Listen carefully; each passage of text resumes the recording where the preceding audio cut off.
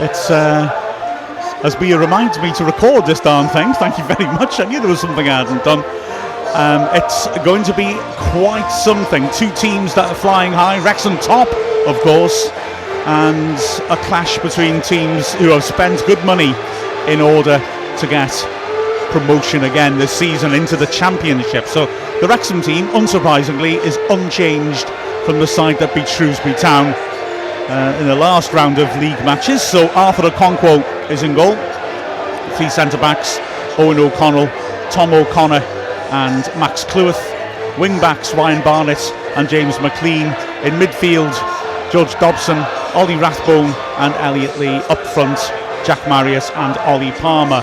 No real surprises on the bench, except that Jake Mendy is able to get onto the bench in a league game for the first time, having come back from injury last Tuesday. So it's Callum Burton, Andy Cannon, good news to see he's back in contention, Paul Mullin, Mendy, Seb Reven, Dan Scarr and Stephen Fletcher on the bench. But you can't really see Parkinson making changes in this situation, because this side's ticking along rather nicely, isn't it? Yeah, absolutely. Probably the one decision he had was maybe Mullin to go in and from the start, but I think that would have upset Jack Marriott quite some, and maybe put a big spanner in the works of the way the two have been working so far this season. So I think it's right. I think the team deserves to stay. They've won the last four, so crack on and do your jobs.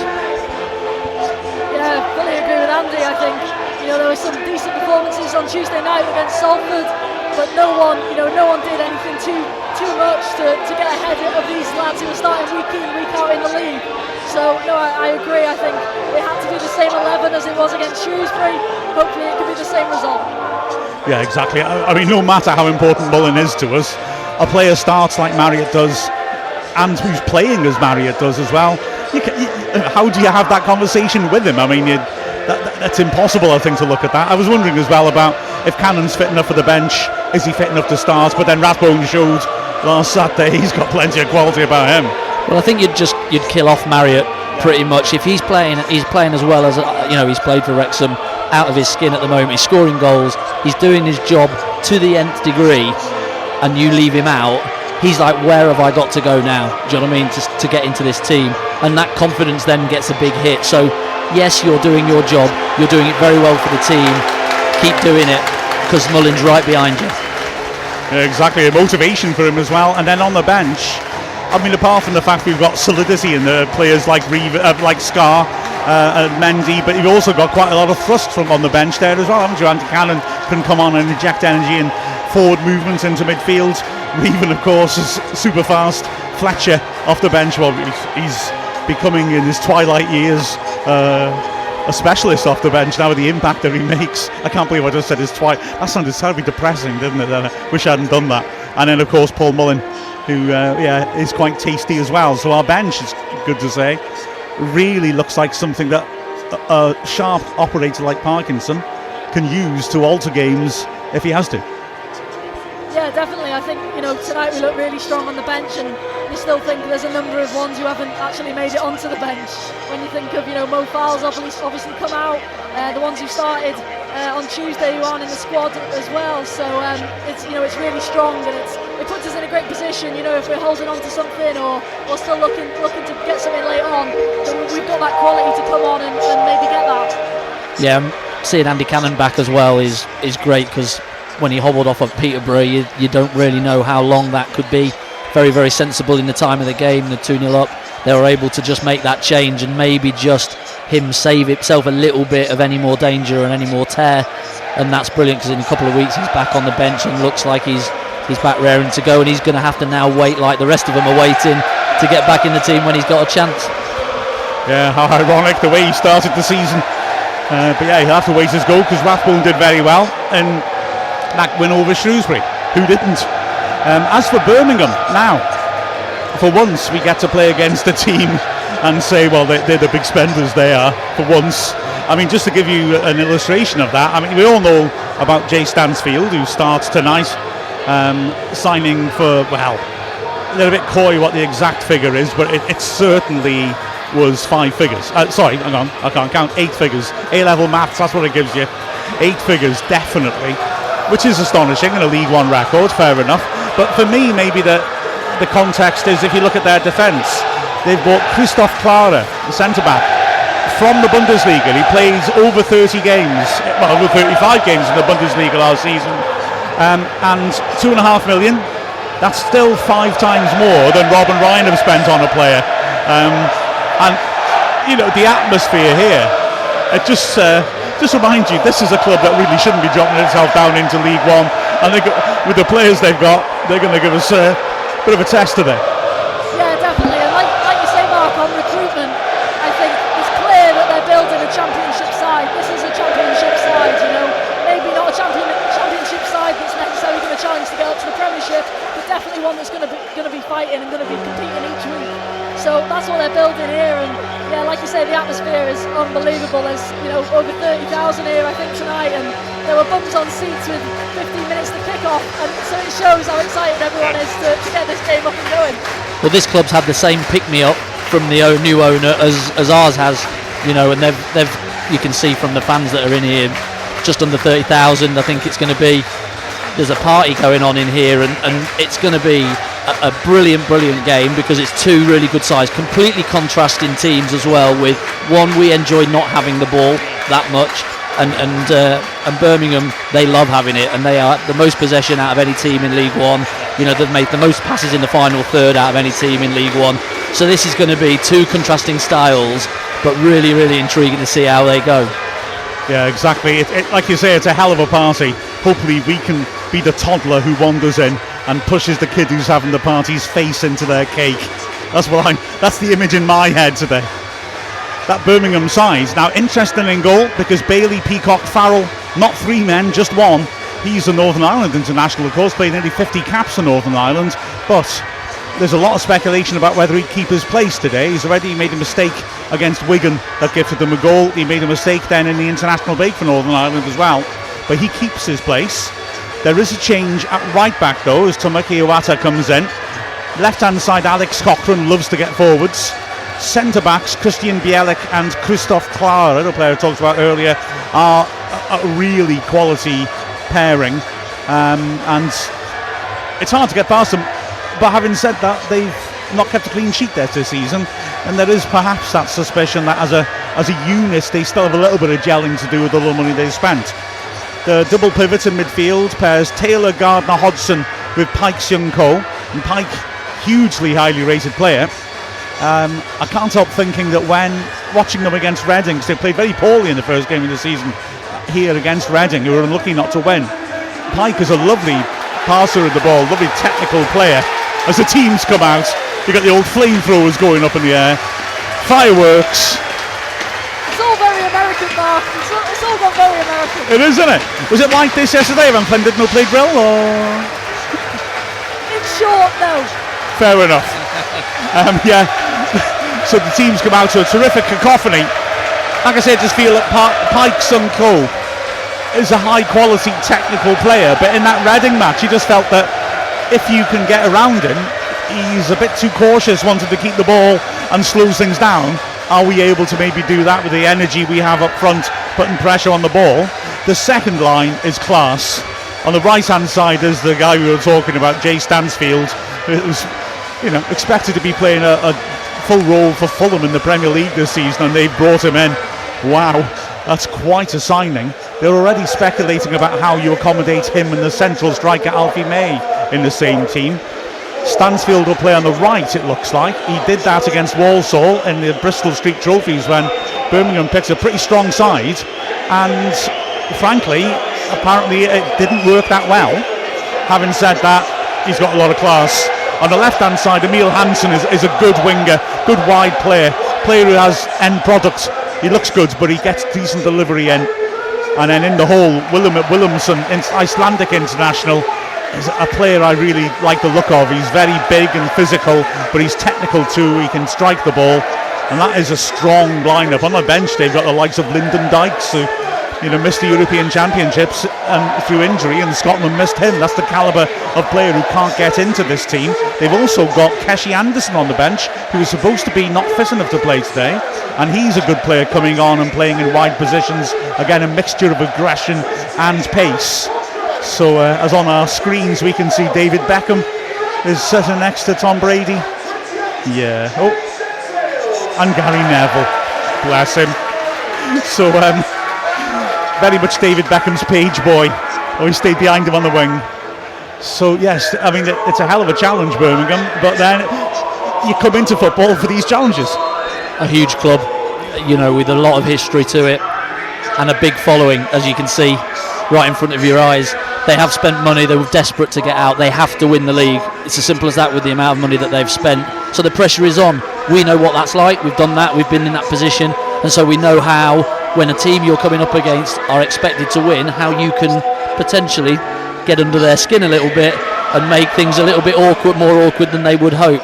And so I think this is going to be a perfect game for Wrexham to do their thing, to stay really compact, work really, really hard in their mid-block like they have been doing in the past 4 or 5 games, and then can they have that little piece of quality when they do get the ball to then nick a goal.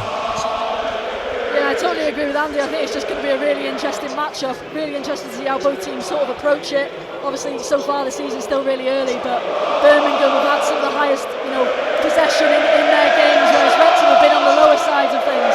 So, will that play into one of the other's hands? I think it might. In which side that goes, I'm not too sure yet. Hopefully Wrexham, but we're going to have to wait and see. Just keep picturing that toddler pushing the kid's face in the cake and you'll be fine. As we're about to get things underway, Scott Oldham is the referee. Phil Parkinson has plonked himself on one of those big ice boxes, a bit like Marcelo Bielsa. Yeah, correct, yeah. That's it. This feels like a promising sign as Birmingham get things underway and immediately are feeding it around at the back. Bielik working it across to Alex Cochrane. Wrexham in their first shirt, red and white. Birmingham in their first kit of blue and white as the ball's not long by Barnett and out of play. In some ways, the introduction to this almost feels a bit like when we went to Bolton. But with hindsight, shame we didn't get at them a bit more, perhaps, because they've done badly since. And it'll be interesting to see as immediately Marius is battling around, and Elliott Lee, and McLean wins it well with a robust tackle. Palmer feeds it to the edge area, well read, but it's a challenge by Lees, unlucky not to come out with it. Wrexham pressing really hard, and a tremendous tackle by Dobson. The crowd roar wanting a foul, and Bielik stayed down for the moment, then realised the ref's not sympathetic and springs to his feet. But that's what good front foot stuff by Wrexham without the ball. Yeah, both teams moving the ball really quickly. It's just there's no time to think, is there, on the ball, and players are just flying in. They just want the upper hand in that first couple of minutes to just make sure that they're dominant when they do get it, and when without it they know that they're in a game. But after that misplaced pass by Barnett, Birmingham had so much time in that right back area, and we just converged on them. It was spectacular. It's like piranhas when a bison falls into the River Amazon. The ball's not long. Please don't Google where the bison live near the Amazon. Dobson gets it well, heads it towards the edge of the area. Palmer helps on nicely. Cochrane gets a knee to it, but he can't clear it. Rathbone's fighting away with him, and Wrexham pick up on the rise. Barnett does well in the end to get a throw in because there was nobody in the box as they were all fighting on the edge to try and win the ball. But this is a good start. Barnett with the ball in his hands, waiting for movement. Marriott now offers on the edge of the box. It's thrown towards him. He curved his run neatly. They clearly worked that out together. Marius, outnumbered, wins the corner, does he? Yep. As Hansen got close to him and couldn't stop him knocking the ball off him. This is exactly how you'd want to start a game like this. Well, we saw from the Reading game in the first game of the season, if you get after them, then you can, and don't let them start to get into those passing patterns, then you've got a chance of quietening this crowd, because it is noisy in here. So you've got to, if you can, just kill that crowd noise and get on top of them. And certainly Wrexham in his first couple of minutes have been right at the right end of the pitch. Corner swept with pace under the bar. Good header clear. Driven back in. Wrexham take the lead. Jack Marriott drills it into the ground and it ricochets into the roof of the net. And that is how you quieten the crowd down, I suspect. Exactly that, Mark. It's such a good start to this game. Like you say, just that first minute, I think, inside, when it comes out on that left-hand side, the press was perfect, and that sort of set the standard. And since then, we've just gone at Birmingham, win the corner, and it's a great ball into the box. It causes so many problems. And Jack Marriott, in the end, I think it gets a nick off a player, but who cares? Gets it in the back of that net. 1-0 Wrexham. Well, it's that back post one again, isn't it? Over the top of the keeper, where the keeper can't see, gets a little bit blocked. The ball falls, he doesn't get a good harm on it. And Jack Marriott, his laces down, his toe down, he keeps the ball down below the bar and just hits the target and just hope, and it does. It gets a little ricochet, but who cares? Flies up into the roof of the net. Great start for Wrexham. It's like you say, you, in those situations, just do the right thing, and more often than not, you'll be rewarded for it. There was I haven't seen the replay on our monitor yet, but there was O'Connell, right? So the big man on Peacock Bailey, Peacock Farrell, beg your pardon. He didn't deal with that at all, did he? And he's got his hands to it, but he's got no distance to it. There's a little push, just eases him out. It's not a foul. I think it's Owen O'Connell, isn't it? Right in there, just gives him a little nudge so he can't get a really good hand on it. And the way Jack Marriott's playing at the moment, if you strike it and hit the target, bit of luck, because you're in that confidence, you just believe it's going to go in, and he's having that side of the luck where he wasn't before at the back end of last season. And you could see then it did hit a defender, but frankly, if they hadn't managed to get a foot to it, it would have gone in anyway, because the keeper's in no position to react to where Marriott's put it. So Wrexham in the lead, 2,200 Wrexham fans here making a lot of noise. Well, we started the right way. Let's see if we can continue. Wrexham win the ball back again. That's good. And Barnett feeds it on the back of the fence. Marriott looks offside, is offside. But again, Marriott's pace, he loves getting in behind. And once again, we just show that little bit of threat. Well, it's the second ball we've got. Ball's gone up to Palmer, and he might win it, but it's Lee, it's Rathbone, it's Barnett, all onto that second ball. And we're first to the ball at the moment, and we've started really, really well. The other thing I've noticed is that Birmingham have a 3-5-2. They've matched us up, so that shows a huge amount of respect from Birmingham to us to say that they've changed from their 4-3-3 that they have been for the first couple of games to match us up to try and stop or nullify our threats. Also, potentially, probably to get May and Stansfield in the same team, so two up front. Well, it hasn't worked yet, but there's plenty of time to go as Wrexham knock it long once more, and Bielik has to intercept. He intercepts neatly. Pike now under pressure. Manages to turn away and then lays it straight off the pitch. So into Wrexham, 10 yards short of the halfway line. And yes, this fast-paced start is suiting Wrexham down to the ground at the moment, as Birmingham aren't getting those passing movements going. They're not getting those exciting strikers involved. And here now is the throw in Cleworth down the line from the halfway line, headed back towards him. It's brought down nicely by Stansfield. Wrexham get close in on the challenge, and they win a throw on the halfway line. It's taken quickly down the line as well. Not the worst idea. Headed back where it came from, though, but then it's hooked back again towards Palmer. Beg your pardon, he takes it well on the chest, Mary as it was. Can't quite hold on to it, but now when the ball's played forward, O'Connor intercepts in a very cool first-time layoff to McLean. Lee now popping it back into midfield. Wrexham with a chance to get the ball down and actually make Birmingham chase. O'Connell feeds it out to Cleworth. May comes to put pressure on Cleworth, and he plays a long ball down the flank. He's overdone that. It's not the worst idea. These strikers are making good outside runs, making themselves available for that sort of ball. Well, Birmingham are trying to press. The front two are going to try and press the back three for Wrexham, and so the big gaps that'll be wing back up against wing back. And so the gaps are down the side of the three. And when you've not been playing it regularly, that's where then you can get caught from the in-to-out run that the front two can make. Well, here now, bringing up the pitch, Cochran's got an option down the line and feeds it in. And now Wrexham with the ball 35 yards out on the left-hand side, having to get into that mid-block that we have been doing so well. Haven't conceded in the league since the first game of the season, of course. The switch to Clara, who helps it down the flank and gets it back. And now Wrexham just sitting off, crowding players between the edge of the box and the centre circle, and that pressure works because the ball's played out to the right hand side, and Williamson miscontrols through into Wrexham. I have to say, I know obviously our back three have got a lot of praise last few weeks. I think it's 4 clean sheets on the bounce now in the league. But it all starts from that front two, and then obviously the midfield. The work that they do off the ball is honestly superb. It just makes life so much easier. Just as a bit of almost a bit of an issue for Birmingham from the back pass there. Dreadful back pass by Bielik, got much too much on it, and to be fair, Bailey Peacock Farrell did well, backpedaling. For a moment it looked like he might have just put it over the keeper's head and into the net. he backpedals. Wrexham are ferociously chasing and trying to force a mistake at the back. Birmingham get out of it to applause from their fans, but the Wrexham fans have enjoyed seeing us getting so close to nicking the ball from them. But yeah, Peacock Farrell managed to get back, control it with his head, and then Marius, who was chasing after putting the pressure on, was sticking his hand up to say, "Ref, that's a hand pass if he picks it up." And the keeper was wise enough to be able to play it out from the back. Now the ball at the edge of Wrexham's area. Good foot in. Dobson read the danger. Now Marius, surrounded by Birmingham players, 25 yards out from the Wrexham goal. Ball's fed in the box, but despite the excitement of the Birmingham fans, Okonkwo was always going to get there ahead of Stansfield and snuff out the danger. But yeah, frantic this, isn't it? 100 miles an hour. Yeah, it's a proper intensity about both teams, you know, and they've obviously just worked on when they turn over in transition, get after the ball nearest player, but don't leave him going on his own. Make sure somebody else gets with him for the next one and the next one. So Connor overhits a pass that will go behind for the goal kick, but Marius made a great show of giving him the thumbs up, because again, it's that movements Andy was talking about that Marius was making that O'Connor was looking to exploit. So Wrexham leading 1-0 here at St Andrews in the 8th minute.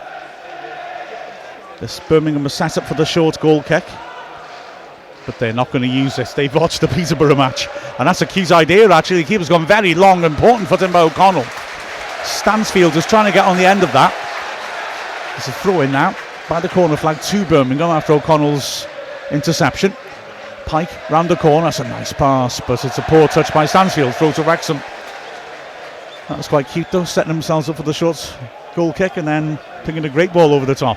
Yeah, it was a really interesting setup though, because Tom O'Connor has gone right in on William. They've all gone man for man, so that's McLean up the pitch as well, and Dobson up the pitch, and it's left Stansfield over on the right hand side of the pitch, out the side of O'Connell, and kick goes into the space over the top of O'Connor for Stansfield to run across and into, but O'Connell's up to the task and is able to get across, use his body and volley it out. But really, really brave by Wrexham to just go and make them stop it at source. Yeah, it's the faith you have in defenders like O'Connell, who are good at winning individual battles. That's a neat little pass through the lines, and a big switch by Dobson is a beauty to Barnett. Now then, 3 players attacking the box. He will go at Hansen, pokes it on the overlap, chance for the cross, swept to the far post by Rathbone. Palmer's there, he makes contact and the header goes wide. Wrexham wants a corner, it's a goal kick. Defender just managed to get up in front of him and stop him from getting on top of that header, I think. Oh, really nice play again, beautiful ball. The switch from Dobson, I think it was, just inside, just sees Ryan Barnett in acres of space and just absolutely pings it to him on that right hand side, and then Ollie Rathbone makes a lovely little overlap run round Ryan Barnett, just gives him that option, and then he actually puts in a really nice ball into the box, and Ollie Palmer, it's quite a difficult header to be fair, he's got a man on him, but maybe should do a bit better when he watches that one back. Wrexham from the goal kick set themselves up out again the same way, bravely, and the long kick was tempted but didn't work out, and O'Connor has a throw in now, level the edge of the Wrexham area, left hand side. Yeah, just looking at the replay of that as well, I think Palmer was a little bit unsighted. Clara was in between him and the ball and just ducked in a bit too early perhaps. Yeah, I think it's defended well. You know, Gardner Hitton gets on the inside of him and just stops him going where he wants to go and get a little run on his man at the back and over the top of Clark. But yeah, good defending, but good cross, wasn't it? Great play, the overlap by Rathbone. Here now is Clara driving forwards, works it wide, chance maybe for a cross, but instead Gardner goes inside and they win a corner. First real chance to put Wrexham under any major pressure, to be honest. Will be taken by Hansen. Wrexham got everyone back defending. Nobody on a Okonkwo at the moment. So it'll be an in-swinger. 3 Birmingham big players, big targets around the penalty spot. Wrexham send an extra man in to pick up in the 6-yard box. There's a short option as well, which has been covered, and a short option in the near post, which is played. Flicked back cleverly, and a shot just wide. That was cute. That was such a nice little set piece. Alfie May just flicking the ball backwards, and it's driven wide from, 15 yards out, narrowly wide. And, well, maybe Pike should have hit the target there. Yeah, off the training ground, wasn't it? they've obviously seen a little weakness in Wrexham's setup. They're all man for man apart from Ollie Palmer on the 6-yard box, who just is able to go and head everything that comes into the box, but he fizzes it near. Really nice, cute touch, and the run from the edge of the box where nobody is. But to be fair to Wrexham, you have to hand it to them. Bodies in the way, flying out off the line to try and block. That's a good looking ball, looking for Cochrane, but it's intercepted well. Wrexham now can try to come forwards. Ball down the flank by Rathbone, should be gotten to by Bielik, but Marriott's causing him problems on the edge of the box. The centre back is calm in the way that he handles it though. Cochrane put under pressure. Palmer working hard until it goes back in the end to the keeper. This is such a high-paced, high-tempo match. Pike feeding it down the channel. That's a nice idea, but again O'Connell reads that well. O'Connor calm into Dobson, who just dinks it back to him as Stansfield and Williamson are chasing. Wrexham happy passing it around, and they do well. They bypass that press. That was nice football. And now because of that, Dobson can switch quickly, and Cleworth has space to run into. Barnett is waiting for the ball to his feet. He takes a decisive first touch, but then decides there's too much crowd inside, and he goes back into his own half. O'Connor to McLean. Wrexham looking again to build from the back. Good ball down the line by O'Connor. Lee under pressure, calm, holds off his man, finds McLean, who chips cleverly down the flank. Can Palmer keep this in? Yes, he can. He's dragged a man out from the middle, pulls it back to Lee, level the edge of the area, onto his right foot, switches, good ball. Rathbone now 25 yards out, helps it go to the right. Barnett one-on-one, takes on Hanson, drills a flat cross on the stretch, poked partly out by Cochrane, and then some calm play by May on the edge of his area, who manages to juggle, turn and get it back to his keeper. Great snappy attacking play by Wrexham again though. Cleworth steps up and wins the header. Lee gets up well in midfield to win another, and Dobson tidies it back to Okonkwo. That was a great passage of play by Wrexham though. Yeah, really good little bit of possession there from Wrexham. All starts off with just really calm and composed play by Dobson, O'Connell and O'Connor, who were just in a triangle. They've got two Birmingham players pressing them, but they know in that triangle they can just knock it round them if they're just calm and composed. Cleworth with a phenomenal switch, and McLean unlucky. Brilliant touch. He couldn't quite bring it under control. I'm going to be honest, I thought it came off him last, but Wrexham have given the throw about 25 yards out. McLean having a bit of pantomime interaction with the crowd. Throws into Lee, looks to turn in. He's put under pressure by Pike. Does well to dig the ball out, but it's not something that O'Connor can keep in. Throw to Birmingham. You know, there's so many reading pre-season, all these pre-season predictions, and they all seem to say, including from Wrexham's point of view, oh, we'd be happy with mid-table.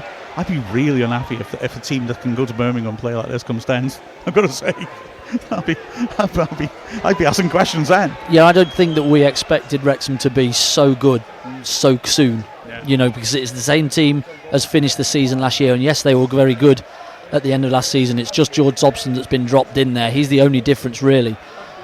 But really, did we expect them to come out and be so compact and so organised, so good on the break and tempo that they played on the break and the counter, and the quality of Barnett? Did we expect him to be as good as he has been? Do you know what I mean? All these things have come accumulated. We had no Mullin, so we thought, oh, that might be a bit of a problem. No, because Jack Barrett's come back as Superman.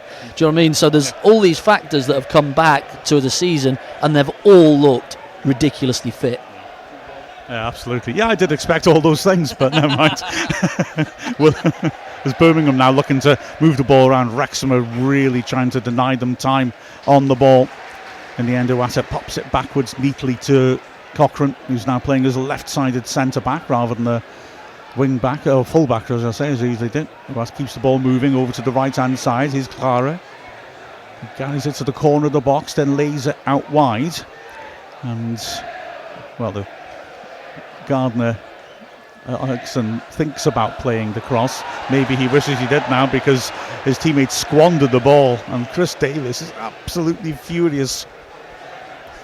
Well, he's saying to Gardner Hickman, out your feet, cross it. We've got two strikers. We're playing with two strikers now. We're not just got Alfie May on his own in the box against three units. We're playing with two strikers, and the other wing back is able to get into the box. So we've got three in there. Get it out your feet and put it in the box. And it's so infuriating for a striker when you're turning out and playing. Just put it in, and let me go and head the thing. Well, throw-in's taken. Palmer does well to help it on. Bielik plays another back pass, a better one. Oh, it's still skipping towards the keeper, but he controls it comfortably and feeds it out to the feet of Cochrane, coming out from the edge of his area. He plays a long ball into the second hole, and again it's covered well by O'Connell.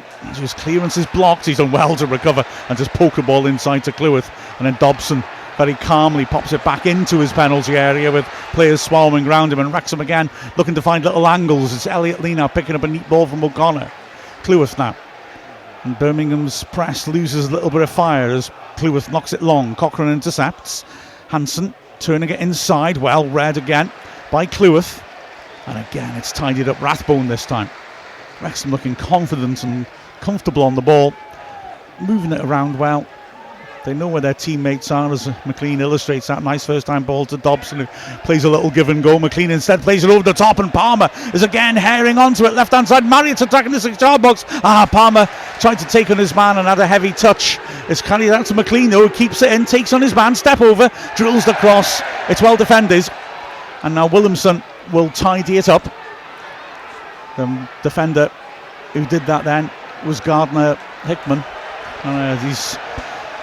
He had to be alert because Wrexham was sharp and looking to get a dangerous ball back in there.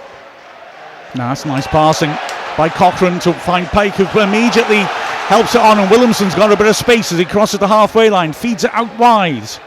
Hickman with the cross. It's important interception by Dobson, racing back in the box, and he comes in and makes another important challenge. But Birmingham have got Wrexham penned in on the edge of the box for once. Pike helping it on. It's Hansen driving to the corner of the box, lays it off for Cochrane, overhit that badly behind for the goal kick. Decent little spell of pressure, but again Wrexham kept their shape. Yeah, again really good shape. I think, again Birmingham have the ball on the edge of the box at one point, and again there's no panic. They don't rush to make that challenge. There's no accidental mistake that leads to a foul that you can give away, silly set pieces. They're just calm, and then as soon as Birmingham can't find that pass inside, they can press out again, and they've started that really well, and it forces Birmingham to force that cross in that they get wrong. Yeah, Marriott wasn't too happy with Ollie Palmer on the previous attack, because he's been played in a great ball by McLean down the wing to Ollie Palmer, and he looks up and Marriott is sprinting into that near post. All he has to do is find that corridor, but he decides to chop back onto his right foot, and he has it taken off him really, and he could have just fired it across and given him a chance to run in, and he's like open palms up into the air to Palmer. God, why don't you just stick it in there? Yeah, quite understandably. Not only is it the right thing to do, because Marriott feels anything that comes to him in a box now, he's going to put in the bottom corner. As here's Williamson now in midfield. Birmingham moving it around. There's no real let up in the pace of this game as both sides work so hard to try and carve their way through, and work so hard off the ball too. Clara now works it out wide, and another chance for a cross from the right. Another good footing by O'Connell, but it drops to Williamson, who squares it. The shot comes in, O'Connell saves, and the rebound is knocked into the net. It was a powerful shot from the edge of the area. Okonkwo could only push it back where it came from, and there, knocking it into his Stansfield, an easy finish for his first goal of the season.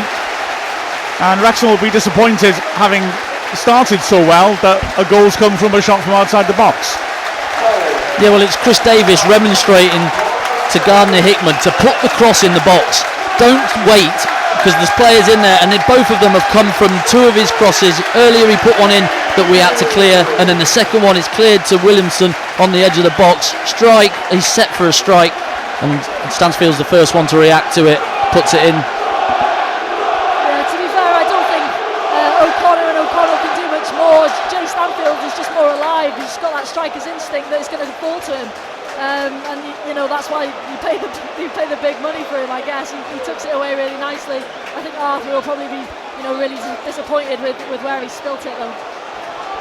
Yeah, it was a very well struck shot, but he'll be disappointed having got behind it not to have pushed it to the side. As Wrexham concede a throw in, and the Birmingham fans are really up now. But yeah, it was a powerful hit. And the Okonkwo maybe saw it a little late, but will be disappointed to push it out like that. I think he will be, yeah. It's just back into that area. He could have maybe just pushed it a little bit wider outside of the goal. But this is the difference, fine lines. Yeah, exactly so. O'Connor knocking it long.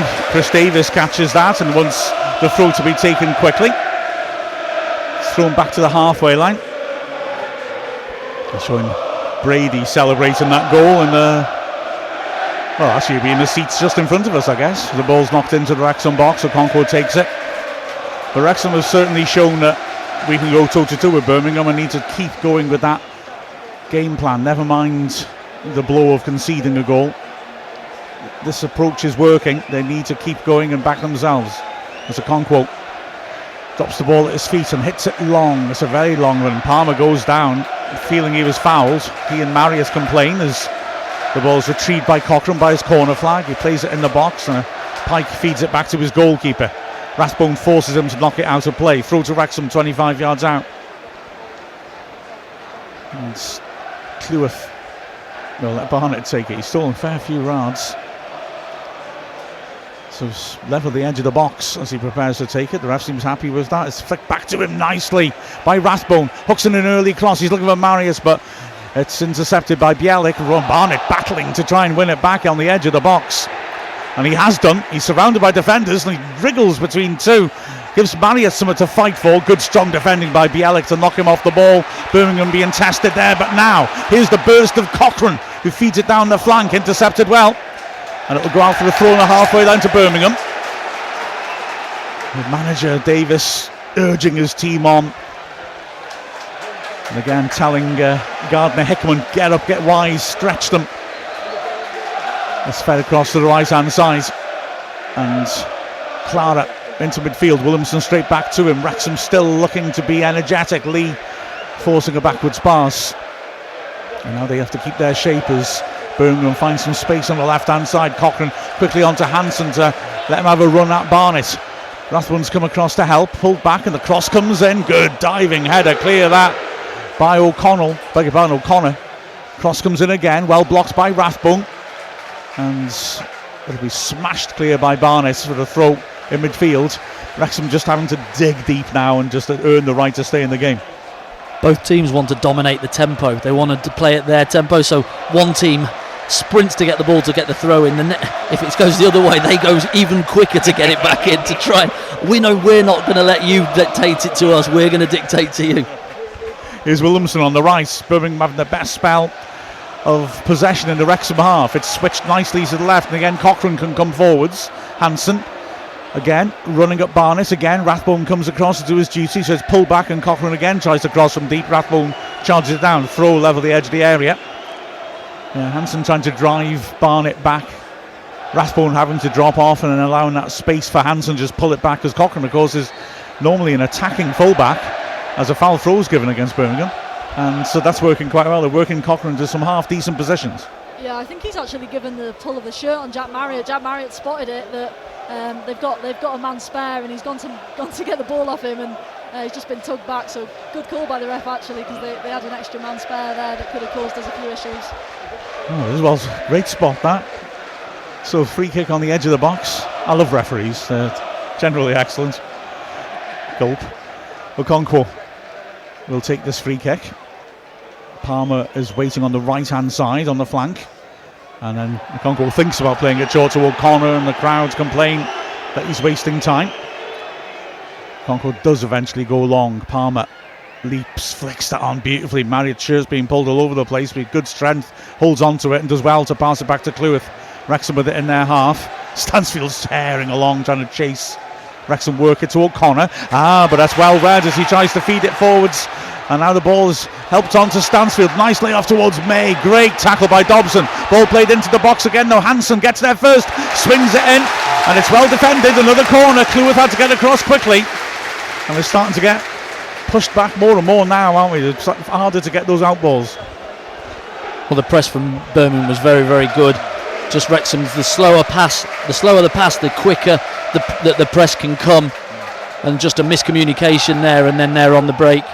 Stansfield with a lovely little ball back inside, but a good recovery from Cleworth. Here comes the in-swinger from the left-hand side then. It's swept into the goal mouth, headed away firmly by Palmer.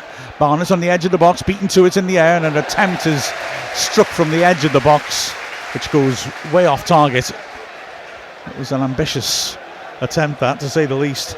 The ball was just launched in by Gardner Hickman. That's the bits you don't notice from Palmer. You know, he's gone back into his own box. He's the one that's free. he has to go and attack the ball anywhere that it goes into the box. He's got to be made first contact because everybody else is man for man. He does it so well, gets a good head on that, and they're able to just do enough to put them off to kick it over the bar. Chris Davis is complaining as Okonkwo again doesn't take the goal kick quickly. Palmer helps that on well, and Marriott does too, but there's no one beyond him naturally, and the ball goes back again to the keeper. Palmer putting pressure on Cochrane. Nice little give and go, lovely turn by Pike, but he runs into trouble. Wrexham win it back, and unlucky for Wrexham, doesn't quite fall for Palmer. In the end, it ricochets out for a throw in to Birmingham off Barnett, who made that initial really good tackle. But Wrexham still working hard without the ball, but Birmingham just starting to impose a bit of quality onto the game now, which they maybe didn't manage to in the first 10 minutes. Throw in, Pike given a bit of space, flicks it down the corner, but the layoff is inaccurate. Cleworth tries to clear, but Pike charges it down, and Okonkwo has to take control and work it back to Okonkwo from the halfway line. He goes long once more. Palmer is jumping with Marriott running beyond him. This time he can't win it in the air though. But Wrexham is still snapping in midfield. McLean is unlucky, he makes a good tackle, but the ball ricochets off Gardner Hickman's shins, and he's able to sprint after it and keep it in by his manager, who seems to be walking him through Chris Davis looks like a nightmare to play for when you're on the wing that he's on. He's just talking Gardner Hickman through every single step of the game. Anyway, Birmingham will have it in the halfway line. There's a rare lull as Wrexham sit off in that mid-block and just ask Birmingham to find space. Gardner Hickman dinks it over the top much too strongly and wasteful. And in a game like this, it feels quite unusual to see a player waste possession like that because it's been so intense and the players look so sharp. Yeah, well, Tom O'Connor does so well because he's 3 against 2, the two strikers have pulled off, and he's been really brave and gone in with Williamson to stop that little triangle of 3 players for Birmingham, and then they've ended up having to put it over his head and they've overhit it, but he's done so well to stop it at source. Short goal kick taken. O'Connell stands it up. Marriott backing into his man, but Clara is a physical centre-back does well. McLean tries to stab a ball to Dobson, doesn't find him. Rathbone comes to the charge again, but Pike did ever so well just to help it on, and it's well cleared in the end by O'Connor. Ball goes back once more to Bailey Peacock Fowle, goalkeeper. 30 minutes gone, and it's 1-1, and wow, it's a spectacle. McLean does well to get a tackle in, but the ball drops kindly for Clara, who pings it across nicely to Cochrane on the halfway line, and now they can get moving again down the left. Cochrane has gone inside this time. Hansen lurks outside. It's a neat little run by May, who lays it off well. Shout from the crowd for a foul as the ball swats into the goal mouth, and again O'Connell is there, heads it to the corner of the area, and it's helped on well by Dobson, throwing to Birmingham 30 yards out left hand side. Taken quickly. Yeah, the crowd is shouting for a foul on May, and it looked like it could have been in the box, but May didn't ask for it, to be fair. Ball's played long, lovely controlled header by O'Connell, nods the ball down. Lee lays it off to McLean, does a little trick to get inside Stansfield, and Dobson says that's how you do a trick. A lovely turn, but having said that, he's tackled back by Stansfield, and now there's danger. Pike, can he pick the right bars? He's 30 yards out, driving forwards, helps it square. Shot from May once more, straight to the Concord this time. But it was, Dobson almost seemed to rise to the challenge of McLean's little trick, but got a bit too much on us in the end. Well, Chris Davis is going mad in the middle. Yeah. He's jumping up and down. He's like a jack in the box in the box. For some reason, he's saying that May shouldn't be shooting from 24 yards. He's only scored 4 goals already this season. Yeah. Why not? Do you know what I mean? He's saying put it out wide and cross it. And like 6,000 in the last 2 seasons or something. I think he's earned the right, hasn't he? You can tell he's the youngest manager in the league. The amount of energy he's got on this sideline.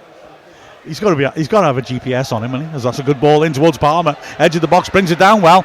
Good defending by Clara, who then was rather cute. Palmer put a hand out. Not sure he grabbed in too much, but Clara felt the contacts, hurled himself down, and gets the free kick. Promising little moment that. Clara handled it nicely. It's Davis. He's interesting because he's, like I said, he's so energetic. But he's a good schoolboy because he knows the rules. I noticed the first time he was trying to shout at Gardner Hickman, he was leaning down facing towards the Wrexham goal, but he made sure his back foot stayed in the box. And I thought, what a lovely little detail that is. Here's Hansen now, running at Barnett, goes around the outside. Barnett's done well to stick with him. Goal kick, excellent defending. Did well to make sure he didn't get any space to really get a run at him there. Yeah, well, when you've matched up formations, it's pretty much man for man. You've got to win your individual battle first and foremost, and 1v1 you've got to do your job, and Ryan Barnett does it really well there, shows him out on the outside and then shepherds him into a little bit of a dead end really, and is able to take the ball out and ricochet off him for a goal kick. And that goal kick's taken short. O'Connell drives up the pitch, works it wide. O'Connor now, he's got a lot of runners ahead of him, and he surges past Williamson. Can he lay it off? He can to Marriott. Works it out wide to McLean, just under hit it, and the ball goes out in the end. Well, the throw goes Birmingham's way. Thought McLean had got a foot in and knocked it off Williamson, but it's taken, and now Clara has a little bit of time in the edge of his area. So rare for Birmingham players to have a bit of time on the edge of their area. It's worked out wide to Bielik. And just for once, there's a little bit of a lull. Palmer steps up, Bielik works it wide. Clara, the right-sided centre-back, crosses the halfway line, plays a good ball to the feet of Gardner-Hickman. He pulls it in towards the edge. May lays off nicely. Sansfield tries to get round the outside. What a tackle by O'Connell. Superb tackle, went to ground and won it cleanly. Birmingham looks to put it in again. Bielik feeding it down the right. Cross comes in, hits McLean on the back. Still blocks in the box. And again, O'Connell, who just defends that area around the penalty spot so well, gets his head to it firmly. Birmingham still coming at us though. On the left, Hansen again. This time he cuts on the right. Pulls it back to Cochrane. Square to Iwata. Just trying to move it incrementally from left to right and drag Wrexham around. Lee steps out to press. He drops back in as Bielik comes forwards. May finds a little pocket of space, but Wrexham have good shape around the edge of the box. Now then, Hansen goes around the outside and gets a cross in this time. Headed up in the air by Dobson, then half cleared. Dobson still in there scrapping for it. Birmingham in the back in the D. It's crowded as anything in there. In the end, sped out wide to the right-hand side. Sensible touch by Pike. And a turn by Gardner-Hickman gets him into trouble. Good tackle by McLean, but Birmingham relentless, continuing this pressure. Ball to the edge of the area. Nice ball round the corner by Williamson. May helps her on. Now will Clara try a shot here? He does. Well blocked. He shouts for handball. He's never getting that, and he's showing, well, he shows great pace to get back, and then rugby tackles McLean. I've got to say, the way he caught him up, I would have kept going and overtaken him, but he's taken one for the team there. Yellow card. That's a proper tackle, that, isn't it? Wow. If that's not a yellow, that is the most blatant one I've ever seen, I think. And I've been in football quite a while to say that. He has just wrapped his arms around his neck and just pretty much throttled him and thrown him to the ground.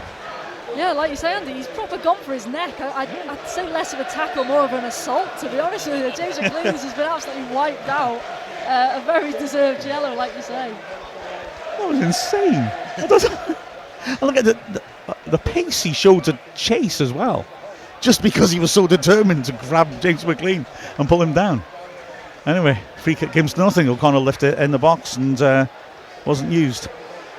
And now Birmingham again looking to build from the back. Here is Clara. Drills it over the top, massively overhit. And that'll be a goal kick. Well, we've seen Hickman have the ball out on this side, Gardner Hickman out on this side, and now he is crossing the ball into the box and causing a few more problems. And then that time he's absolutely zinged it into that midfielder, who's then played a little round the corner 1-2 into Stansfield. And we've got to be really careful. We've got to make sure we have bodies in and around that middle bit on the edge of our third, if you like, where they are really good with the ball and really quick in exchanges of passes. As Wrexham knock it long, Barnett can't keep that in. Throw to Birmingham, just short of the halfway line on the left. And on Ask Wrexham, Janie Troll says, "Oh my heart, I may need to lie down in a darkened room at half time." Yeah, you're not the only one. Birmingham building from the back. It's already the 37th minute. This feels like it's flown by. Marriott is getting close to Clara to try and put him under pressure. Williamson works it back to the keeper. And now Cochrane has a chance to build on the left-hand side. Terrific support here as well from Birmingham, in the sense that they had such a horrible start. They stuck with their team and they're really appreciating everything that they're looking to do.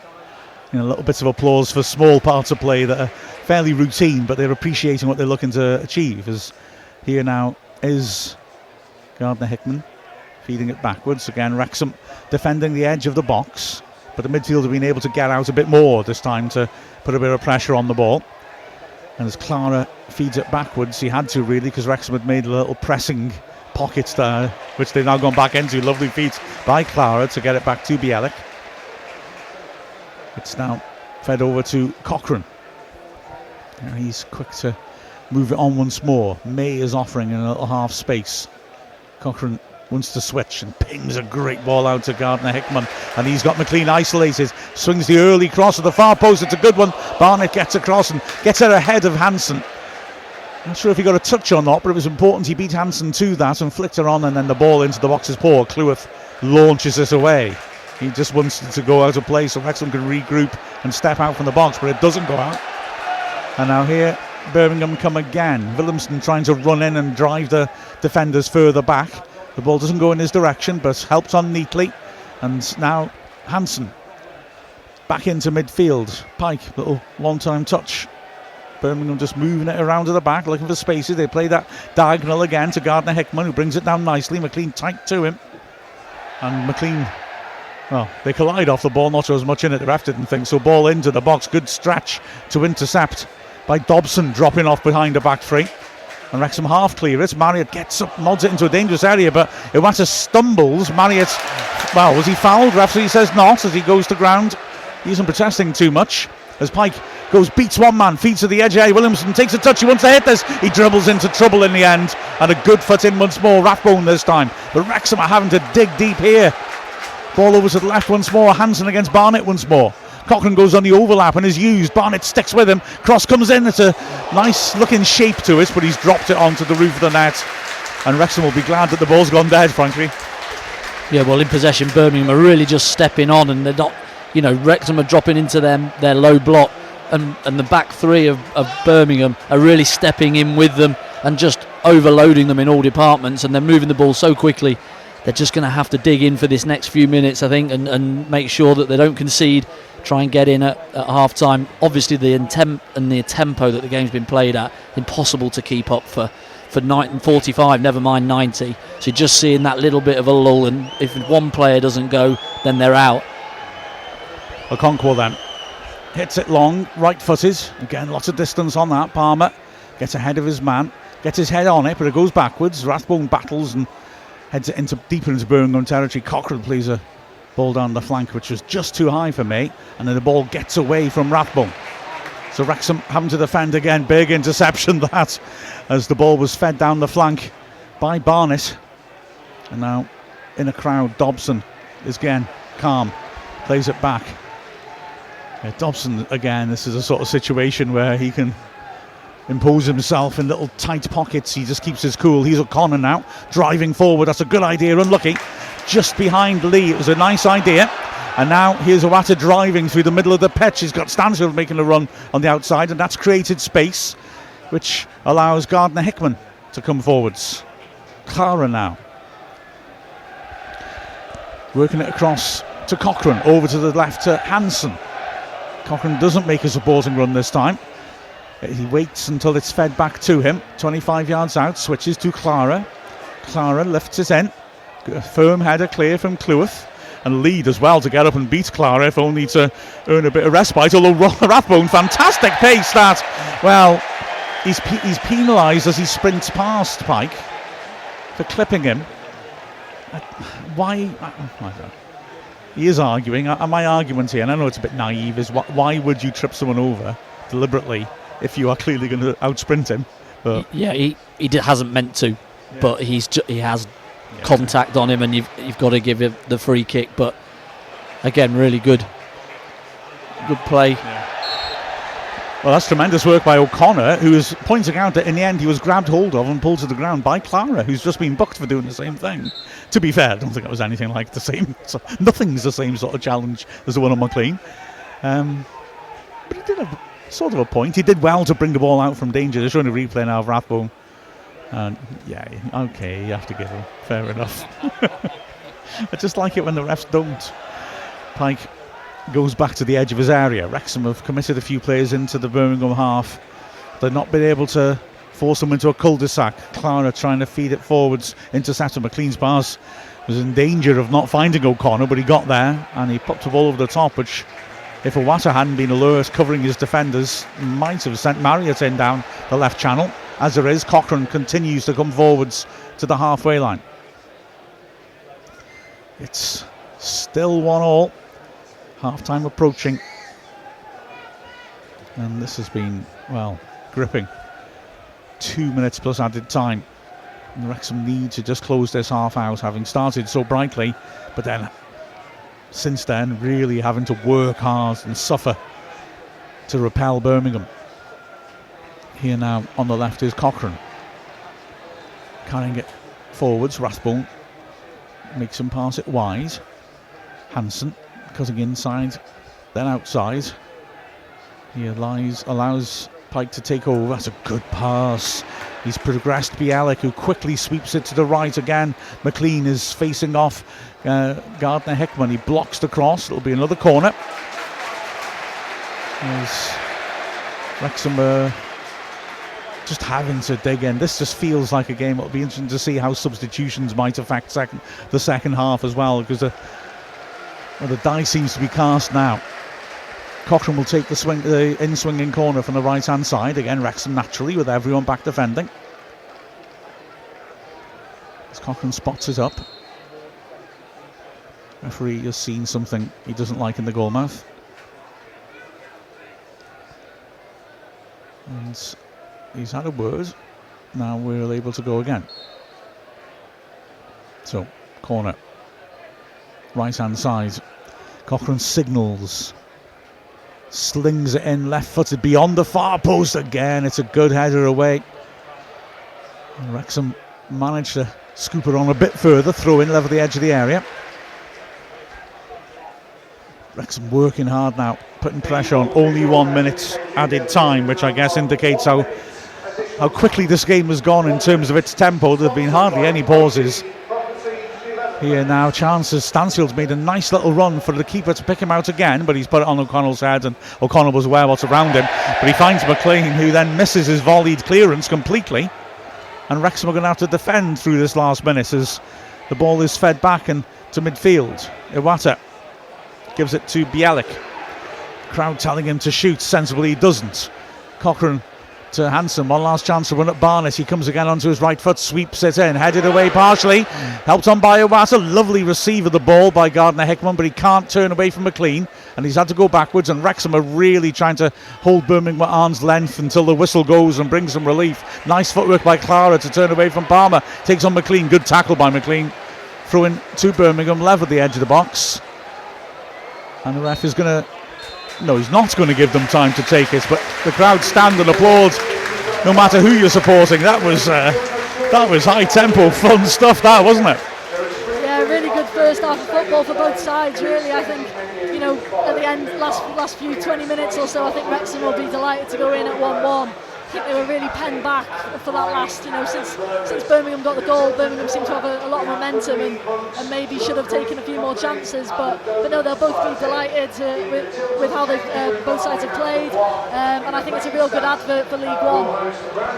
And breathe, isn't it? It was one of them. It's been frantic, it's been hectic, but with real top draw quality in there as well from both teams.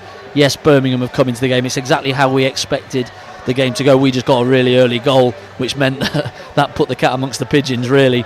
But Birmingham have had a lot of possession. They've moved the ball really quickly. Wrexham have defended really well, and it's been a really good advert for League One. Yeah, it's been terrific, hasn't it? Not that either team will see this advert and decide to stay down here. We've not smushed the kid's face into the birthday cake yet, but we have made a mess in the bathroom at least. So we're halfway there. We're achieving something. I think that's a reasonable metaphor, I think. But yeah, absolutely. I mean, the way that we went at them early on, and the braveness again of going out and pressing and causing them problems, it was great to see. And is again an indication that this is a team that expect to be high up in the table, and quite frankly aren't nervous about coming to a place like this and taking their opponents on. A much better start than the Bolton Stars, where I think we had the same intention but still got penned back by a good team. I think it's a sign of how confident Wrexham are to come to a place like this and puff their chest out and go, come on then, yeah, we'll have a bit of this. This is where we're going to make a name for ourselves, as much as Birmingham want to be the big dogs in the league. Yeah, we're going to come here and we're going to have a go, and they certainly did that. They penned them in that first couple of minutes. They managed to get the goal from the set piece, and then they've been good. They've been really good, Wrexham.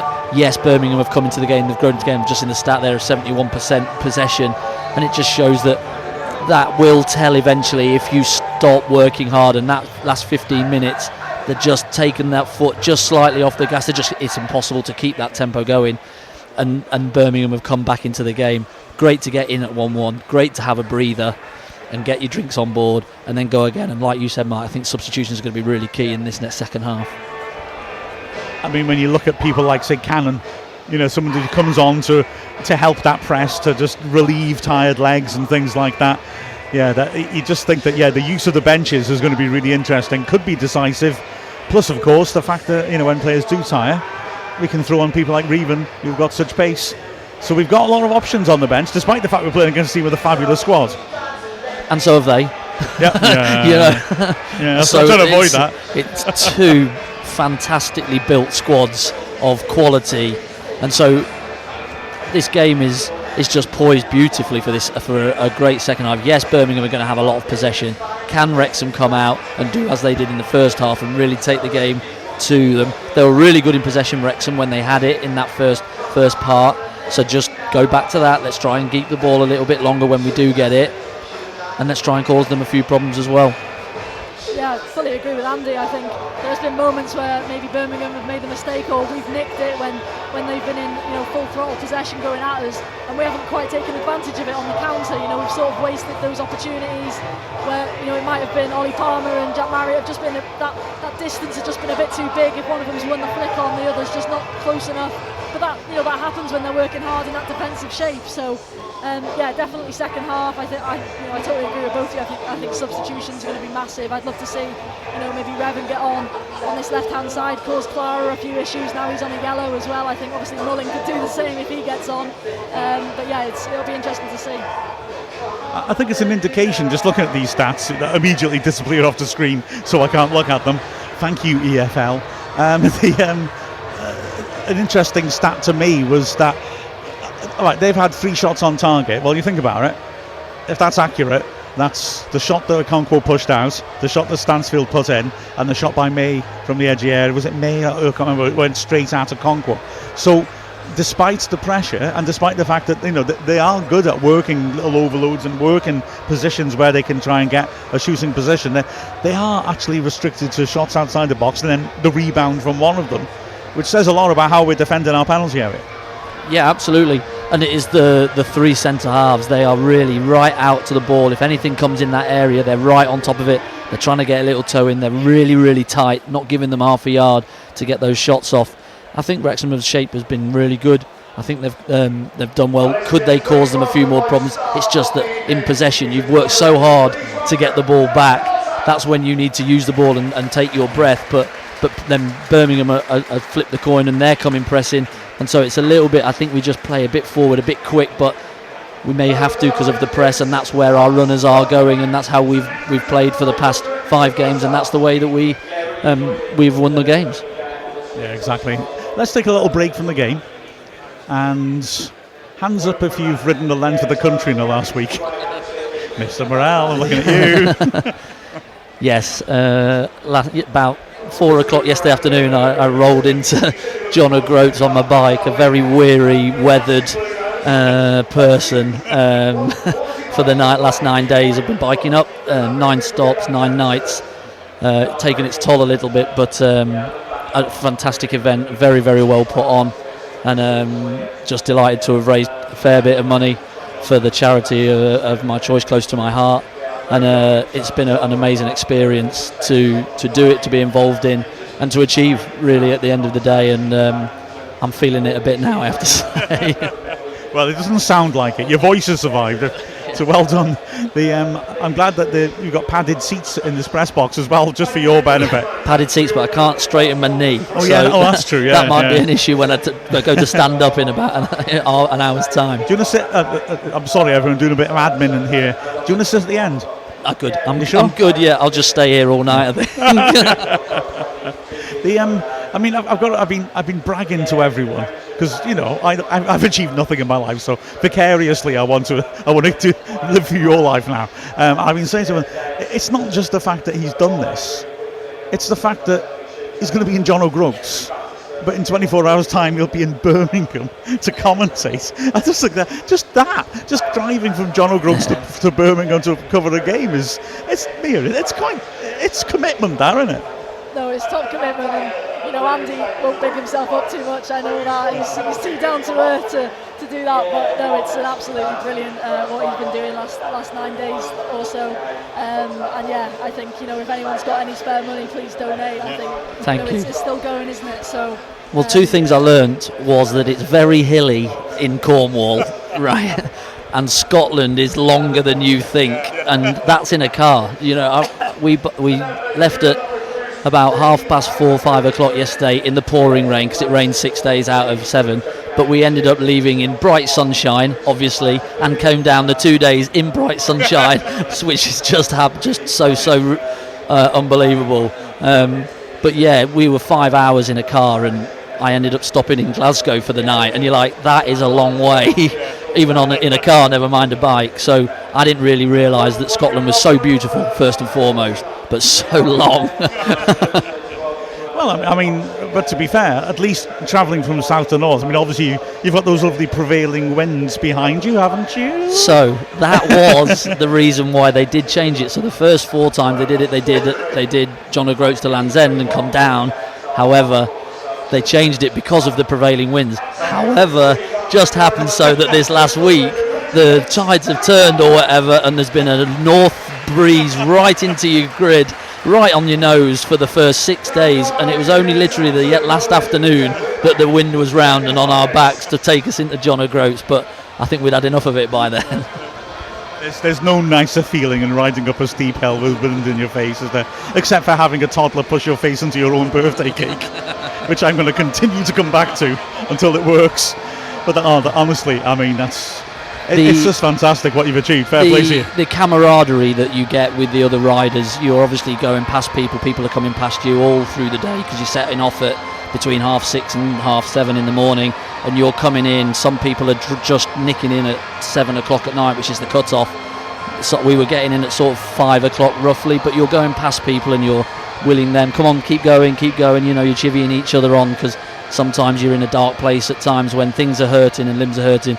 We played it really quite well, because we fell on 2 other lads that were in the same boat as us, so we ended up being similar capabilities, if you like, on a bike. So we rode as a 4, and when you're talking to each other and you're finding out bits about other people, you're not really thinking that my legs are really hurting, my bottom is really hurting, and I can't tell you how many packs of Skittles and squashies and flapjacks and sandwiches and pork pies. Who knew that was a thing on a first pit stop that was just insanely beautiful to get into. So like I said, so well run, everything's done for you, so you only really have to just sit on your bike and go, because the food was amazing. The people with your bags and the tents, they pop up your tents and take them down. You just have to look after yourself and foremost, and like I said, they couldn't have been more helpful to us throughout those 9 days, and I can't thank them enough. And I can't thank everybody who has sponsored or put some little money in or big money into that pot for Prader-Willi syndrome that I'm raising money for, because I'm flabbergasted by how much I've been able to raise, and hopefully still doing over the next week or so, because I've got a few bits for social media that I might be putting on with a little Wrexham link to it, so please look out for them. But no, a massive thank you. I'm so proud of everybody around, and the support has been immense on the way up through, from family, from friends, and just on Twitter and texts and Instagram. They've just been willing me on to get there, and that all helps in turning that pedal just maybe one more time to get nearer that finish line. Oh wow, absolutely superb achievements. Do you want to take a moment just to remind everybody as well of what you were raising funds for? Yeah, so my godson Jack, he's got Prader-Willi syndrome, which is a genetic disorder, and the Prader-Willi Syndrome Association, they raise money. They're a charity, raise money for the friends and family and around it to take them on trips and to just look after and help the outside ripple effect from something that has this condition. And Jack is a wonderful guy. He's just made me laugh. He was able to come across and saw me at Ludlow when we were stopping on one of the stops. And it's just brilliant. It's real good pick-me-up for me. And he's been watching and tracking me on my Garmin to see how far I was getting and why is he stopping there and all this. You know, my brother's been with the tracker on in his classroom doing maths classes with how far he's got to go and stuff. So it's sort of, you know, that surrounding circle, and I'm just so pleased that I've been able to raise some money for him and for them to help those friends and families with those conditions. Absolutely superb. We raise our hats to you. That was it's an amazing achievement. We're very proud of you. Thank you very much. And thank you, Mark, for you throwing my name out there and really pushing it on Twitter. It all helps, and everybody's donations have been few and worldwide from people, you know, sending money to me. So thank you very much. Oh well, no, I mean. And if you do want to donate any more, it's on my Twitter feed and Instagram. That's what I was about to say, everyone. If you can find it in yourselves, as Mia said earlier, to donate to such a superb cause and to salute Andy, who's done such a remarkable thing, then please do so. And of course, remember that in September you're doing it, Mia, aren't you? I was actually in front of Andy the whole time whilst he was on. No, I'm not. I can barely ride a bike. I do think I might have just hooked in Wayne Phillips though for 2026 because it's biannually. So he was keen on doing it this year, but things just didn't fall right. So he was watching my progress and really intrigued. So he says he's pre-registered. I'm not so sure that's happened, but he's certainly interested. I saw a picture of him on his bike today. So maybe the seed has dropped and he's starting his long road, literally long road, to that 2026.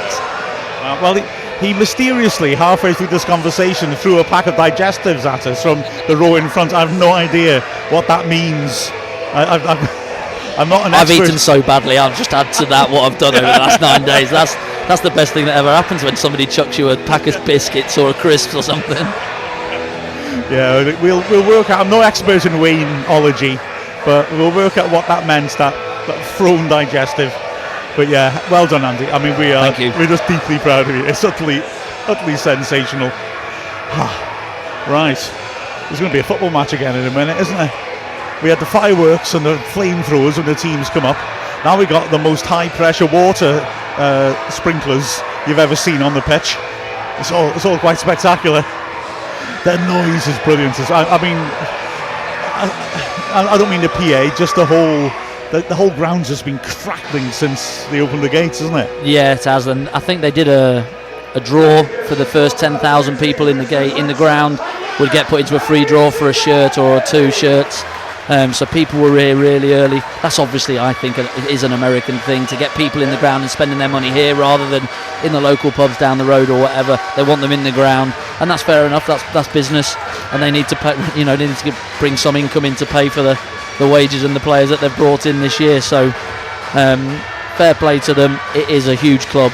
It is a huge fan base. They are noisy. And you were talking in commentary about them backing their team still, when things weren't going particularly great. But I think that's so true of this team. They've got a new manager. They've got 17 new players. You've got to give them time. But they have the same hope that we've had for the past couple of years with new and good funds behind the team. And so they will stick with it. And they've got some very, very good, talented players in that group that will take them up, I'm sure. Absolutely. But Wrexham level at the break and having shown an awful lot of our positive qualities too, are now about to kicking towards the end of Wrexham's fans are. So we had 2,200 tickets roughly, basically been given half the stand behind the goal that Bailey Peacock Farrell will be defending. At least I think so. I love this gantry. It's a great view of the pitch, but there's a TV gantry above us, so you can't quite see the top of the stand. So as I recall, I think that's just a one-tier one. It's great memories of the racecourse, of course, for Wrexham fans. That incredible win in 1997 as we get the game underway. And O'Connor pings it long. It's intercepted by Pike and then headed on further clear. The ball goes back in the end to Peacock Farrell.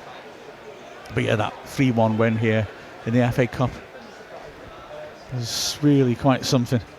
As Rathbone just catches Cochrane as he knocks the ball forward. It's a free kick. I remember commentating here in this press box, and Paul Devlin, the Birmingham fiery sort of wide attacker, got sent off quite rightly for just jamming his studs into Martin Chalk's knee. And Martin Bodnam, who would never give a card, he'd always just put an arm around the player, gave him a straight red, because it was. And I called it as it was. I wasn't being biased, honest. And the fans at the front were going crazy. And it's the one time commentating I thought someone's going to come up and let me now. But luckily, there's a funny little sort of flat incline at the front. And my recollection is it was a bit further back. And they couldn't get to me because of that. So thank goodness. As Birmingham are moving it around in midfield, Oata's looking around for movement. Wrexham's midfield just back off him a bit and keep their shape. And so he has to instead shift to the left at Pike, who's played very well. I was saying about how maybe he slows things down. He's looked very good, works it wide, handsome with the cross. Good header away by McLean. The Birmingham fans on that side of the pitch are shouting for a penalty, but the Birmingham players have no interest in it, as it's popped on nicely into the box and the layoff doesn't quite find May. Birmingham get it back again, and the pattern of the last 20 minutes of the half is resumed. On the right hand side now, it's Gardner-Hickson swinging across. It deflects nastily. It'll be kept in beyond the far post and fed back into midfield. Cochrane turns. Wrexham again just step up outside the box. Just moving it around patiently down the left hand side. Wrexham this time have got cover, and Birmingham look to double up, and that's a good foot in as well by Rathbone. Wrexham, they'll just clear it, and we're going to have to find a way when we win the ball back to make that first pass rather than just knock it long, aren't we? Well, our two strikers are coming in to help the three in midfield as well, with either side of the back three for Birmingham stepping in. They've got to come and work back, and so whenever we get it, we've got nothing up the pitch. Maybe I think we'd just stay in the game, and then maybe last 20 minutes we can maybe release one of those to just go on, and especially when we've made a sub who's a bit fresher, go on, we can maybe take a little bit of a risk. Here again is Cochrane, linking again with Hansen. Return pass is a nice idea, but Rathbone gets there first and brings it under control coolly. He goes long, but he's got a man up there, Palmer, who battles well and knocks Bielik off the ball, and Clara was just stretching a bit as he had to play the back pass. Palmer keeps chasing the back pass to hurry the ball out, but Peacock Farrell's got time to pick out a teammate, and it's driven long but inaccurately. Miscontrolled though by O'Connor, through in the halfway line. Yeah, just again though, I'm not sure if that long ball was the right option. Jack Marriott had just come in short, found himself in a bit of space, just asking for that little ball inside, and again we just go long, and Ollie Palmer does well to get that first touch, but can't get any more from it. Pike turns nicely between the lines, feeds a ball in that May can't quite take, but the cross comes in again. Firm header away by O'Connor. Wrexham, misjudged as Lee fights on the edge of the box, but he manages to draw a foul. Beg your pardon, Marius, yeah, I keep thinking it's not him, but fair play. The amount of work he's doing on the edge of his own area. He's coming back and putting in quite the shift. As is everyone in a Wrexham shirt, to be fair. Yeah, that's what we need more of, just in those little moments where we do win it back. Just get your body in front of it and try and draw that foul if you can. It just gives us a bit of a respite, a bit of time to get back on that ball. Here's Clewis now, put under pressure, but he calmly plays the Rathbone. Lovely touch, turns in past Pike. He has to lay it off, but this is better. Wrexham moving it around. Dobson looks to ping it to the feet of Marriott, but gets it wrong. And Birmingham have got it back now. Cochrane rolls it down the line, gets a poor pass back, can't keep it in. Shame he didn't, because he gave it straight to Marius. Well, they did so well in possession. Rathbone real dropped the shoulder and off with the outside of his foot. That's when we have to switch the play. We've got to get Lee on it and McLean out the pitch. That's where all the space is. But then it goes to Dobson and goes into Palmer's feet, and that's too crowded in there. The switch of play is the one when you can turn out, and that's where the space is. Ball thrown forwards. Wrexham win another throw. Barnett's thinking about taking it quickly. Decides he won't in the end. But yeah, football's all about space, really, more than anything else. And you're right, that's where we can find it, isn't it? Barnett is taking his time over this. Birmingham fans complaining. He gives it to Rathbone. Rathbone feeds it back to the halfway line. Oh, it's a poor pass by O'Connell. Picked up on by Williamson, who drives forwards. O'Connor goes to ground, but he can't stop him, and Williamson picks up him at May. Left side of the box. Can he deliver? Cleworth has got tight to him. He swings in a ball which goes out of play. I don't think it was helped much by the run of Hansen, who ran offside and also ran into the space that I think May was looking to go into to deliver the cross. But yeah, Wrexham got away with it a touch there. Well, they broke quickly, Birmingham, on the transition when O'Connor slips. But to be fair to Wrexham, their recovery runs right back in, straight back towards goal. Put a bit of pressure on May, and he just clips it out over the crossbar. As Cleworth gives the ball cheaply back to Birmingham. It was quite a cute little manoeuvre from the goal kick. It looked like we were going to go short, then it looked like a fake, but Cleworth dropped back in and received it in space and played an uncharacteristically heavy pass over the top, and Birmingham have it again now. McLean trying to pressure the ball. The ball ricochets loose for a moment, but again, Birmingham got players able to pick up the second ball. Bielik comes forwards, helps in Cochrane. He can play it wide, but he puts a cross in instead. Great cross, great goal.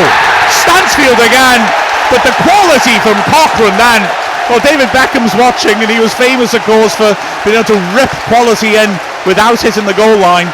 And that was just a magnificent delivery, and Stansfield, well, didn't need a second invitation.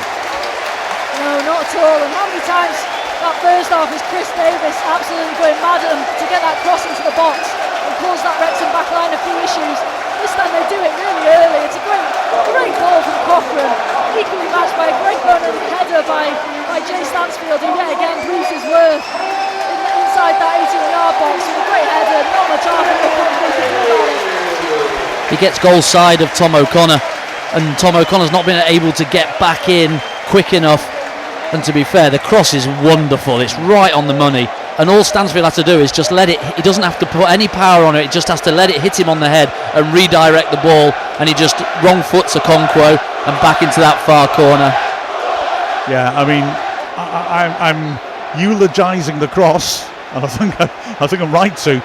But yeah, as Reza Wrexham nearly got caught out from the kickoff. O'Connor was tackled by Stansfield, who wants that hat-trick. Is Dobson now turning in midfield, leaves her out wide. Maybe a foul on him, not given. Wrexham knock it long, but it's headed away comfortably, and we just need to stabilise ourselves here. Here's Lee popping it off nicely. Under pressure, Rathbone lays. He's taken very late. Phil Parkinson's not happy with that challenge. Referee just gives the free kick, nothing more. But yeah, the finish by Stansfield's great, because he knows with that sort of quality, put it back across the keeper. Poor Okonkwo just couldn't move. Great delivery, great finish. Yeah, well, as the delivery comes across, Okonkwo's got to move across his goal, and so all his weight is on his left foot as the cross comes across. And so if you can just redirect the header the other way, they can't quickly enough get and push their body weight back the other way. Well, Birmingham knock it long, put it out of play. Wrexham are pressing ferociously then, and seem to have responded to the goal with a little bit of a burst of adrenaline. And maybe I'm a bit conservative with the small C, but sometimes I think maybe we just need to make sure we don't lose the game in the next 5 minutes, because Birmingham got their tails up. There's plenty of time left in this game. 38 minutes as Rothbaum goes back to O'Connell. Good touch by him, and a good ball to Lee. Now then, Lee driving forwards, helps it on. The underfit to McLean, who is taken out though. That's a free kick, and McLean responds angrily. It was Gardner Hickman, and he gets a yellow, and I think quite right. I think he's hurt himself in the process. I think he's had the chance. The crowd were on it, weren't they? Go on, put one on him, McLean. Yeah. But to be fair to McLean, he just gets up, dusts himself down and goes again. It is a yellow, but better play from Wrexham. Made a couple of passes and then put it into the space for Lee. Lee's pass is short, which enables them to go and put the tackle in. Well, here's Dobson in space, driving forwards, plays it in towards Palmer, but just the wrong side of him. He can't take it. Palmer fights hard to win it back, but the ball ricochets kindly, and here's May in his own half, laying it off. Rathbone puts pressure on, stops Cochrane from going forwards. There's a lot more energy in Wrexham's press, but naturally there's more spaces now when you try to play and put pressure on the ball in the opposing half. And Birmingham, to me, just showing that capacity perhaps to strike again while we overcommit. Cochrane in his own half, carrying it up to the halfway line. A little bit of movement by May. He's done really well popping up in little spots, playing off the main striker Stansfield. It's helped on by Clare. A good return pass that, and now Clare a chance to cross. Decides he's not going to deliver. Tries a little trick on McLean though. And good tackle by O'Connor. Throw goes Birmingham's way. Yeah, their wide centre backs have joined in play so effectively as well. And notwithstanding Cochrane's brilliant cross, they've created the extra men in midfield. So throw in by the corner flag. May and Clare just exchange positions. May feeds it back to the halfway line. 2-1 to Birmingham. It's only 10 minutes into the second half as May, deep in midfield, decides to go back to the keeper, who's a good 40 yards out from his goal. Terrific noise from the Birmingham fans as Cochrane crosses the halfway line. Again pulls it back, bit of space for Clare as Wrexham's midfield have to drop off. It's on the right hand side now as Gardner Hickman thinks about putting a cross in. It's fed to the edge of the box. So that's helped on nicely to Gardner Hickman. May works it wide once more. Chance for a cross. Fed inside instead. Owata level the edge of the area. Wrexham working so hard to prevent this ball from coming into the box. In the end it's swept back into midfield, but Birmingham are passing with purpose.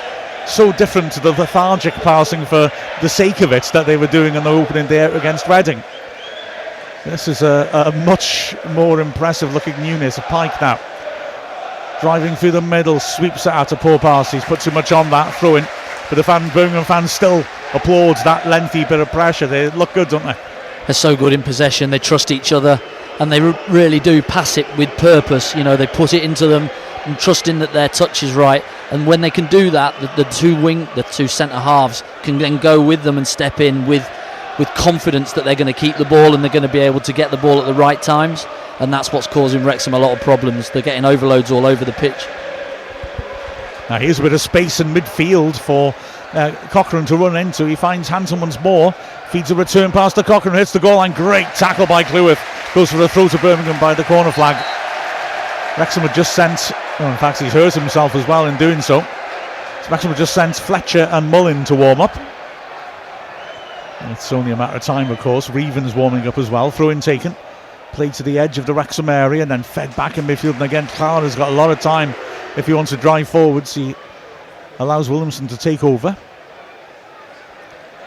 Birmingham building on the right. Ball into the edge of the area. Stansfield's done well to hold on to that under pressure from O'Connell, who responds well and wins it well, but then gives it away. And, well, he gets a good foot in. He had to because he was way up the pitch.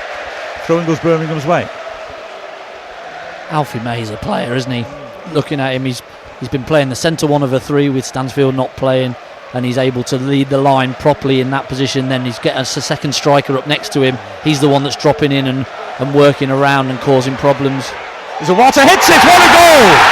Out of nowhere, a brilliant left-footed strike. Pike fed him. I think Pike actually miscontrolled it and it just rolled kindly to him.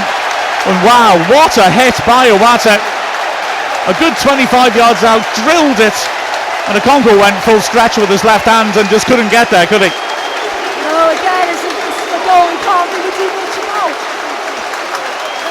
Yeah, I think it's fully deserved for Birmingham too. It's a great strike. Like you say, Mark, after Okonkwo again, yeah, it's bottom right corner. There's not much you can do. It's right in that side netting. Brilliant strike. Nailed it. Yeah, the touch wasn't meant. He's miscontrolled it into his pass, and then that's what gives him the touch out of his feet, and then just drills it, doesn't he? Okonkwo no chance into that far corner. No Wrexham player able to get out into the space and put any pressure on the shot. Good finish. Fantastic strike that, really was. Birmingham taking their time for the restart. Stansfield and May have gone across to the bench to take some instruction. Pike's miscontrol could have gone anywhere, but there was a lot of space about 30 yards out from Wrexham's goal, and Owata was the one who was quick enough to spot it and capitalise. O'Connor down the line to McLean. Wrexham now with a mountain to climb. Still half an hour left, mind, to be fair, as Cleworth under pressure gets the ball back to Okonkwo. Just looking at the replays after Cleworth went down for a moment, he seemed to feel the back of his hamstring for him, but he's moving fine with clear now. Although Cleworth's clearance is blocked, and here's Stansfield for the hat-trick. And Okonkwo manages to deny him. Corner. They've just got to regroup, under a lot of pressure. The two strikers have got the tails up, they're going pressing at pace. Wrexham need to just settle down a little bit, take their time over a goal kick or something. Crucial piece of work by Concord, keeping Wrexham in the game. But yeah, we need to really dig deep now. Make sure this game doesn't go very quickly away from us. Ball played in towards the far post, firm header clear by Dobson.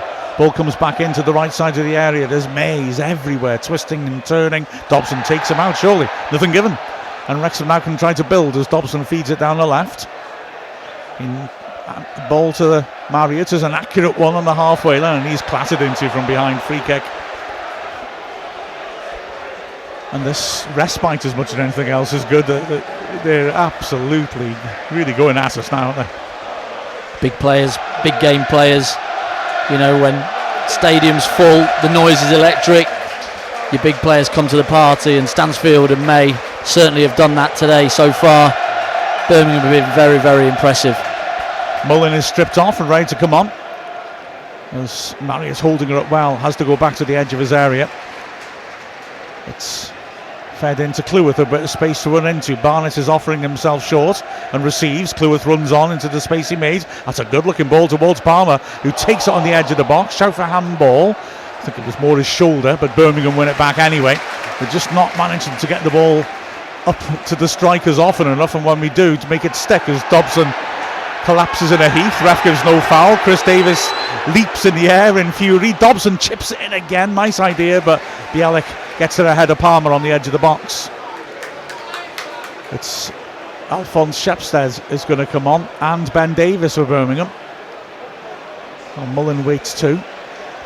Yeah, it was just all a bit frantic, that last move then. I think George Dobson in the end just rushes that final pass as he just makes a foul, and I don't know if it's just a bit of frustration that's just got to him there. He does leave one on the Birmingham player, but yeah, like you say, I think we've just got to settle it down, try and, this crowd are right up for it now with that 2-goal advantage. A good opportunity for us to make the changes and, really see what we're all about. We haven't been behind in the league so far this season. Let's see what we've got, and this is the real test. Well, it's a double change. Fletcher for Palmer and Mullin for Marius. So fresh legs up front, but we need to be able to get some decent service to them, which in the second half we haven't. Yeah, it's just when we get the ball back, our first option is just to play forward, and we just give it back to them. Birmingham with such a high percentage of possession, and they're so good in possession, you can't afford to do that. You have to make sure that you make a couple of passes and keep the ball away from them. So Alfie May is coming off, and on comes Ben Davis.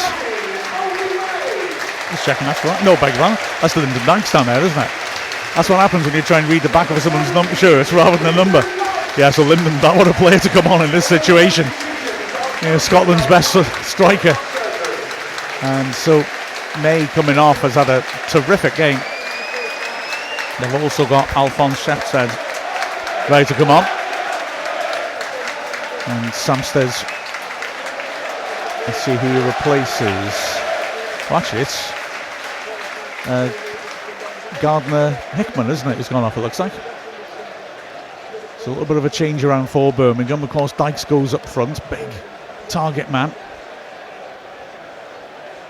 And now Stansfield will have someone to work off. Samstead has come on as well, and just going to pick out where he is. I think he went over to the right hand side, it looked like, as a wing back. Well, let's see what happens as play resumes. Iwata will head backwards, and immediately Mullin's getting in with the challenge. Just arrived a fraction too late. Free kick given against him. Birmingham restart. Iwata pulling it back. Bielik in his own half can switch it across, and here's Clara again now. He has Samstead ahead of him and finds him, and he flicks a bit of an airy-fairy ball into midfield, which Dobson controls and works backwards. O'Connell helping on to Cleworth. Can Wrexham get a bit of rhythm going here now? There's plenty of time to pull themselves back into this game. Cleworth back to Okonkwo, who does a cute little trick, sidesteps his man, and then plays with the outside of his foot accurately to O'Connor, thank goodness. Knocks it long. Fletcher now battling away. Good header by Clara. But it's kept alive as McLean nods it in square. O'Connor will have to go back to Okonkwo. Cleworth now feeds it on to Rathbone, still in the Wrexham half, trying to draw Birmingham onto them, trying to create spaces. O'Connell looking to thread it for Fletcher, intercepted though by Iwata, and it's fed forwards nicely to Stansted. Good tackle by O'Connell, but an early pass now picks a Hansen, chance to shoot, gets in the box. What looks like a penalty to me. Well, the ref's not giving it. Rathbone just ran straight into the back of him, I thought. Yeah, I thought that was contact there, and I thought he went down. The ball had gone away a little bit from him, but still I thought he'd just jumped pretty much on the back of his legs and took him down. It'd be interesting to see on the replay how that was. Yeah, certainly looked like it to me. Look, Rathbone just ran straight up behind him and flattered him. Anyway, hope that'll come up on the replay in a moment. As it is, it's Birmingham moving the ball around on the right hand side. Their fans are loving this sloppy return pass, mind, and Fletcher snaps some of the good tackle. So too does Dobson. Fletcher now in his own half. McLean's making a run for him. Lee takes over, lifts over the top, looking for Mullen, and a missed interception. Bayetlik nearly lets Mullen in, but they managed to tidy it up. Birmingham. Wrexham again stepping up and pressuring on the ball. Fletcher does, well, he's unlucky. He's not happy. Free kick given against him. I think he won the ball cleanly, but had an arm in there, which the referee spotted, pulling the man back. Yeah, ref's always going to give them against the striker, I think, but good intensity shown by Mullen and Fletcher as they've come on. Direct ball looking for Dykes to run onto it again. O'Connell intercepts. Ball's poked clear by Barnett, but Birmingham will come straight back at Wrexham. Cochrane, a clever ball inside. Williamson goes down looking for a foul, doesn't get it. I think the ref was right on that occasion. It's about 25 yards out from Wrexham's goal. And again, Dobson does some good tidying up work. McLean going long for Fletcher. Clara is doing well in the early exchanges in the air. Stansfield gives it away. Now there's space on the right, and Rathbone sees it. His pass makes Barnett just slow down a bit. A little give and go. Rathbone doesn't use him, and Wrexham looking to build through midfield. They force Birmingham back into a mid block as Dobson pings a lovely ball out to McLean, who volleys it straight back to O'Connor. O'Connor 35 yards out, square to Lee. Barnett wants to switch. I think Lee might have been looking for that. It's charged down, but Rathbone does brilliantly to get there first, and draws a foul, possibly in shooting range. Wrexham tried to create a quick free kick, but the ref wasn't ever going to allow that because Birmingham stood on it. I think they've done more trying to make the point, book somebody, I think, aren't they, really?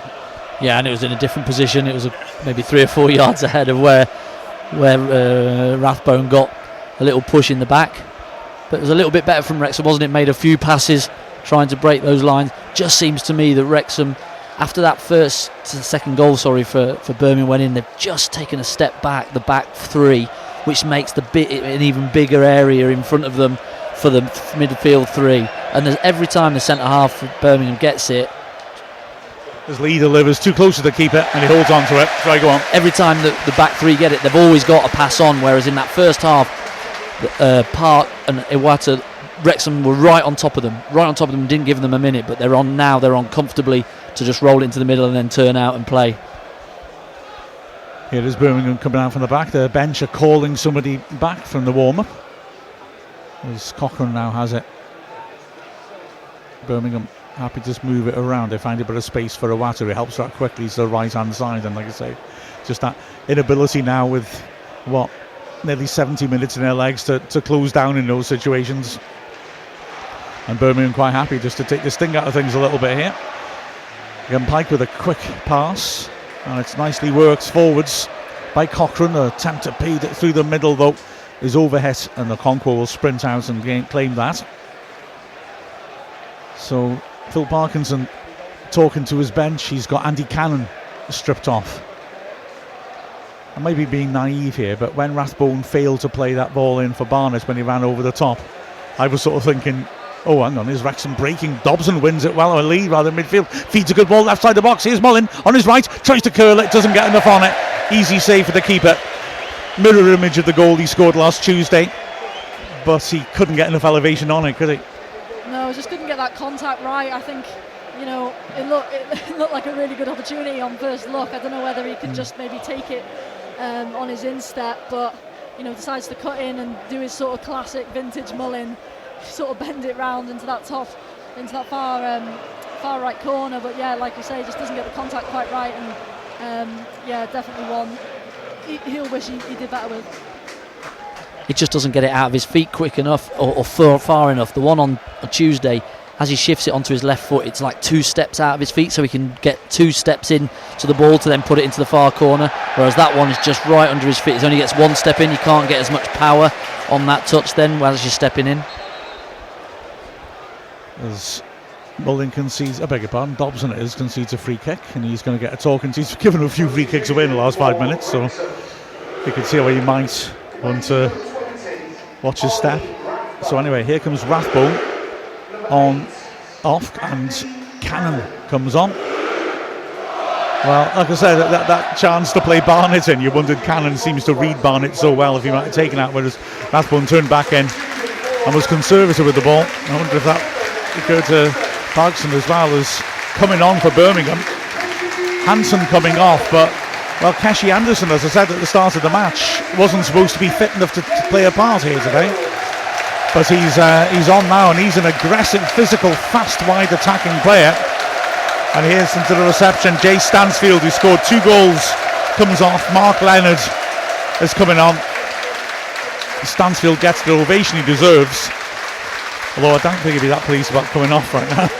Well, if you want a second debut like that one, why not just score 2 against top of the league in front of a packed house? You're automatically right in their hearts straight away, aren't you? I know he had a good loan period here last season, but yeah, he's been really good today, and he could score a few goals this year, I think. Oh yeah, I'll say that was very impressive. And to think after that loss on penalties at Walsall a week ago in the Bristol Street Motors Cup Trophy, the local media were all saying, May and Stansfield can't play in the same team together. I reckon they can. just a gut feeling. Here's Cleworth intercepts well. Good ball too. Cannon now trying to drive forwards on the right. He's got 3 defenders on him, and he's done really well to shoulder. Well, I thought he'd drawn a free kick. The referee's given handball again. Somebody rolls on the ball. I thought he was manhandled, I've got to be honest, by Mark Lenners, but play carried on. Lee gets a good foot in, but again, Iwata's tidy, just knocking it back and retaining possession. Here now is Bailey Peacock Farrell. Nice ball on the edge of the area from Pike. Actually just made his man Leonard stretch, but that's a good layoff for Anderson, and now Pike has space to drive through. He squares it to Iwata, helps the ball on to the right, keeping it moving. It's helped on again. Samsted. Poor pass, works it in behind Iwata, who falls, and now Lee from deep in his own half is looking for options. Feeds it for Mullin, who's manhandled. Free kick on the centre spot. They love a manhandle, don't they? They do wrestle. They're right up, right tight. Don't give any of the strikers a moment's peace, and they are rough with them as well. You know, you've been in a game when you're playing against this back 3. Yeah, fair play to them. They're physical and they're good quality. Dobson does well under pressure to switch it to McLean. Mullin's dropped off, found a bit of spacing in lines. Now he's sprinting down the flank, and that makes space that Lee can drive into. Fletcher, I think, was trying to do a cute little layoff to take a bit of pace off it so Lee could run onto it, but he didn't manage to get the right contact, and Lee fouls Pike because he tries to bring it out from the back. About 17 minutes left plus added time. Wrexham 3-1 down against the Birmingham City side that, frankly, are living up to the hype. That's nice passing in the centre circle. Leonard finds Iwata. Williamson helps it on cleverly. Dykes runs into McLean, but it's fed back to him again, right side the box. He gets past O'Connor, drills it in, and Cleworth does well to put it behind for the corner. I mean, the substitutes are immediately coming on and looking class as well. It's a bit scary, isn't it? Yeah, they've got so much quality all over the pitch. I think you can see that every time they come forward. You know, they look a real threat, but also every time Wrexham get on the ball with, you know, it's very quickly sorted out and dealt with, and that's full credit to their midfield and their defence as well. Rob McElhenney's in the front row by Tom Brady, thinking, this might cost even more money than it already has. Let's bring in a couple of 15 million strikers, see what happens. Here's the away swinger then. There's a crowd of players in the 6-yard box, a crowd of players on the penalty spot. Corner right hand side, swept in towards the 6-yard box, good header away by Cannon, and then Mullin being pulled all over the place. Referee gives it eventually. Free kick on the edge of the box to Wrexham. Yeah, good free kick for Birmingham. If Mullin isn't able to bring it down and just lay it off to some runner going past him, then they're on the break. Very cute game management. There's Wrexham now again, building out from the back. O'Connell goes long. Clara heads it down. Wrexham in the second ball. Fletcher skips past the challenge from behind. It drops to Dobson, who scoops it back in. Fletcher's chasing us, but the keeper, it's always going to get there first. The ball bounces towards him. Something I feel encouraged about with Mullin, that my son pointed out to me last season, I'm going to try and claim this, was that until he was fully up to speed in the last 10 games or so of the season, he wasn't really inviting that physical contact. He wasn't pinning centre-backs and dropping into them, because I guess the back injury he had, as O'Connell plainly handballs it. Neither ref nor linesman spot it. It's a throw-in. I thought he was going to just catch it then, to be honest. Yeah, but Mullin's, he just wasn't doing that backing in. You could see he wasn't quite comfortable with it. But you could see at the end of the season he was, and here he's come straight back into it. He's already twice invited that sort of challenge, backing in, trying to wriggle around and turn people. That's an encouraging sign for him as he's on his way back. Yeah, and it took him, he was out longer. His fitness wasn't there. It takes longer when you're not in pre-season and doing that fitness work, that you can really get into that high tempo red zones for a lot longer, because your recovery, you're going to get fitter. He has to do it on his own, and so it took him just that little bit longer to get fitter, if you like. As a cross comes in, overhit by the substitute Samstead. We're here now as Pike again, helping it on. Return pass is a good one. Pike wanted to pull it back. To be fair to Cannon, he tracked his run well and managed to capitalise when Pike didn't get right contact on it. Mullin rather clips Bielik, but he's managed to get the ball helped on anyway to Leonard, and Birmingham have the ball again. Here's Cochrane. Little ball around the corner is a cute one, but Pike can't hold on to it under pressure then from Cleworth, but Cannon is tackled well. Here's Anderson driving forward, squares it nicely. He's gone around the back for a return pass. Instead, Wrexham get their shape back really well. Here is Anderson now, centrally. He might try a shot here. Feeds it into the feet of Dykes. Nice layoff. Iwata might try a shot. He swings it across, too strong. And Barnett can try and break away. The two Wrexham strikers, as Andy mentioned earlier, now are staying at the pitch because we have to gamble. Long ball to Fletcher, flicks it on well. Mullin beaten to it though by Clara. And it's a nonchalant little flick forwards by Cochrane. And then Williamson can drive forwards from the halfway. I'm not sure he really knew what the picture was in front of him. I think he was a bit lucky there, but it looked great when it came off. Williamson to Leonard, who helps her out wide. By the way, I enjoyed Mr. Land's to John O'Groats talking about the red zone then. That was good. I bet you've been thinking about the red zone a lot in the last 6 months or so, haven't you? I've been in it for most of that. Pike helps it inside Iwata back to the halfway line. Birmingham happy to be patient there. Bielik then breaks that pattern by pinging the ball out to Samstead. And here is Williamson turning and going back to Bielik. Fed in to the edge of the box. Anderson turns nicely, but Dobson, never been turned, does really well to make a challenge. His pass to Mullin is a bit overhit, but Cochrane goes to ground, knocks her against Mullin, who holds her well and is flattened by Cochrane. And Parkinson is hang on. Well, the Birmingham fans are angry because Mullin pushed him away. Cochrane seemed to swing his boot rather close to Mullin's head for my liking there. And it still carries on. Now it's Bielik and Cannon. Mullin gets in. And we're going to have a bit of a brawl in the middle of the pitch here. Wrexham players getting across. Watching McLean now really getting angry, trying to get at Bielik. And Lee did a good job of pulling him back, so did Williamson, to be fair. And Iwata's holding McLean back. There's just no need to get that wound up by. We've got a replay here. Oh, it's just after they've gone down. Can I pull it back a little bit? Well, there's just no need. It's ridiculous what it's come from. It's a little coming together for Mullin and Cochrane. Just get up and play on. It's a free kick. McLean running the width of the pitch to get involved wasn't necessary. He can't have really seen what happens, I wouldn't have thought, from that distance, but he really lost his head. So just looking on the replay, there's trying to watch the ref as well at the same time. I've gone back quite further than I realised, actually. That's going to his pocket. Mullins being called across. And still it goes on. Bielik's really having a mouthful at the ref, and Mullin pushes him away. Well, he didn't have to get involved either. Bielik to start with. Well, it's Bielik and McLean who get booked. Although Mullin was called across, he didn't receive a card.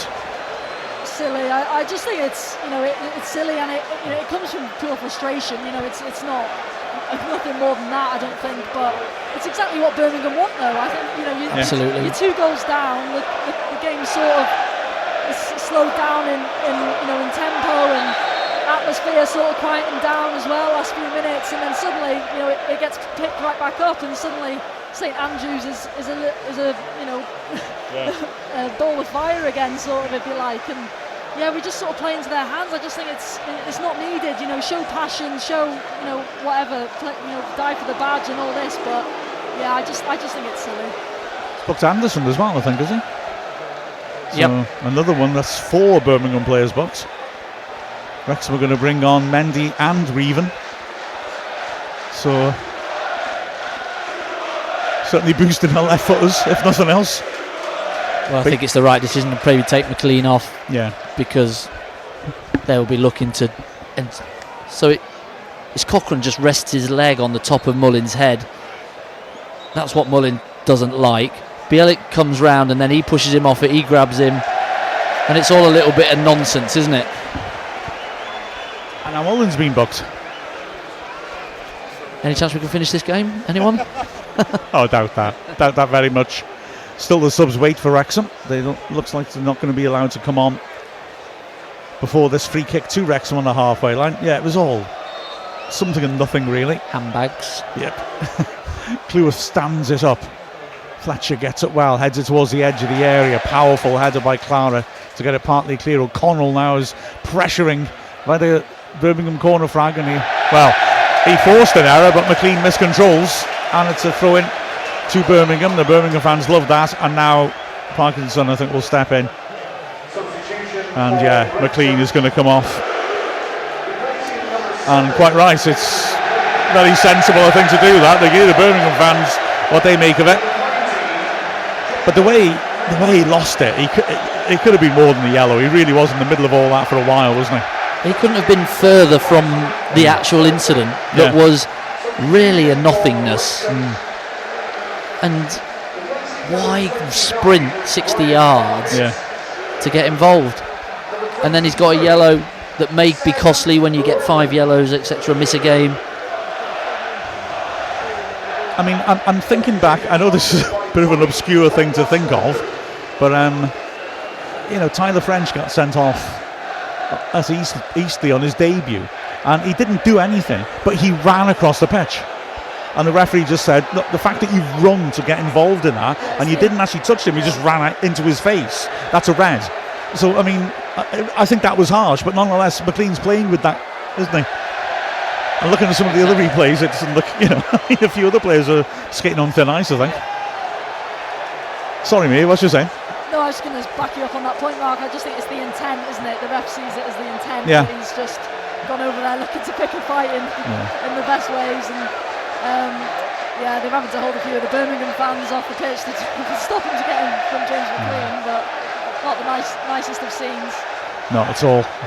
Barnett's come off as well. Reven's on the right, and he wins that well. And nobody's given any grief to Reven for his Aston Villa connections, because McLean has just walked around half the pitch gesticulating to the Birmingham fans, and it's gone down well. Oh yeah, absolutely. Yeah. Well, it turns out he was the kid who's pushed somebody's face into a birthday cake, but it didn't work. Long ball forwards towards Mullin, but it doesn't find him. I mean, it's like you say, it's like a bear pit in here now, and players are leaving something in on some of their challenges. We've just got to be sensible now, because Birmingham are toying with Wrexham really with the ball. Very, very good in possession. Pike is a player in there. He has just two-touched the game throughout, moved the ball on, always an option to anybody that's on the ball, and they will just keep the ball for the next 10 minutes more than likely. Well, here they are coming forwards on the right hand side now. Samstead chance to run at Mendy for the first time. Mendy commits himself a bit, but Samstead feeds it backwards instead, and Williamson pops a little give and go. Pike helps it on instead to Iwata. He's happy to take his time, plays in Anderson. Cochrane's made a good run beyond Anderson, uses the space he created and drives into the box. Hands it off then, sorry, Cochrane of course. It is who made the run. And now it's Iwata to Cochrane, chance to cross, sweeps another one in with lovely shape on it, and this time O'Connell did well to head it away as Dykes was attacking it. Reven now, awkward bounce for him, and it's a poor clearance, but Lee steps in well and pokes it away, and Wrexham now can try and break. Reven, nicely done, skips inside Anderson, skips inside another man and finds Cannon. Reven's gone on. Oh, Cannon's taken out very late. That's a yellow. Yeah, he's got to go. He's going to get sent off. He's off, yeah. He's got his head in his hands in his head. Why he is complaining about that, he was so late. He absolutely snowplowed into Cannon, who's still rolling around on the ground. So Birmingham down to 10 men, and wow. From your skipper, that is ludicrous. Yeah. You've got a yellow for being petulant, and then you've gone and just off your feet, really, into a tackle that you're not going to win when you're already on a yellow and you're comfortable in the game. Just gives Wrexham a real boost, potentially.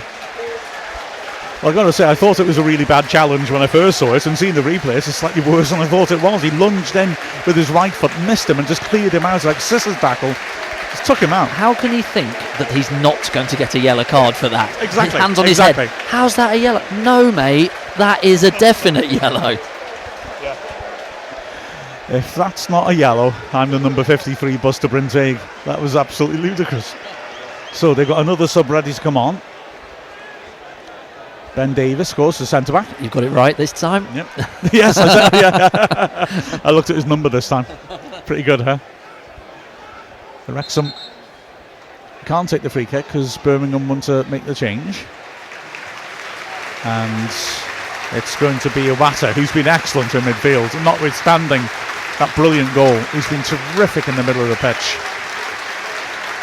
But I can't take my eyes off the super slow-mo replay of Bielik being dumbfounded by that second yellow. I mean, come on, mate. Mind you, we could say that about both captains, couldn't we? Let's be honest. Yeah, but you know, this does give Wrexham a real opportunity. And it sounds ludicrous, but you know, there's going to be quite a bit of added time after that stoppage for what was, you know, a bit of play fighting a few minutes ago. But yeah, a real opportunity. So O'Connor feeds down the line. I was hoping he'd do that because Reven's now got Anderson one-on-one. He rips the cross in, doesn't find Mullin though, but it's cleared to O'Connor. Birmingham now at 10 men. Will they have to defend deeper and hold on? Can Wrexham capitalise? Here's Reven cutting in from the right flank, switching it nicely. Elliot Lee, 25 yards out, helps it back in to Mendy, who hits a long ranger, and that's way over the bar, and that was not the wise option, was it? No. Sorry, Andy. I just think there Mendy's got to get round Elliot Lee and give him that overlap. I just think we look reluctant. It's from a bad angle to get that ball into the box. It's never really on. But yeah, it's just poor decision making in that final third. Well, Birmingham low block.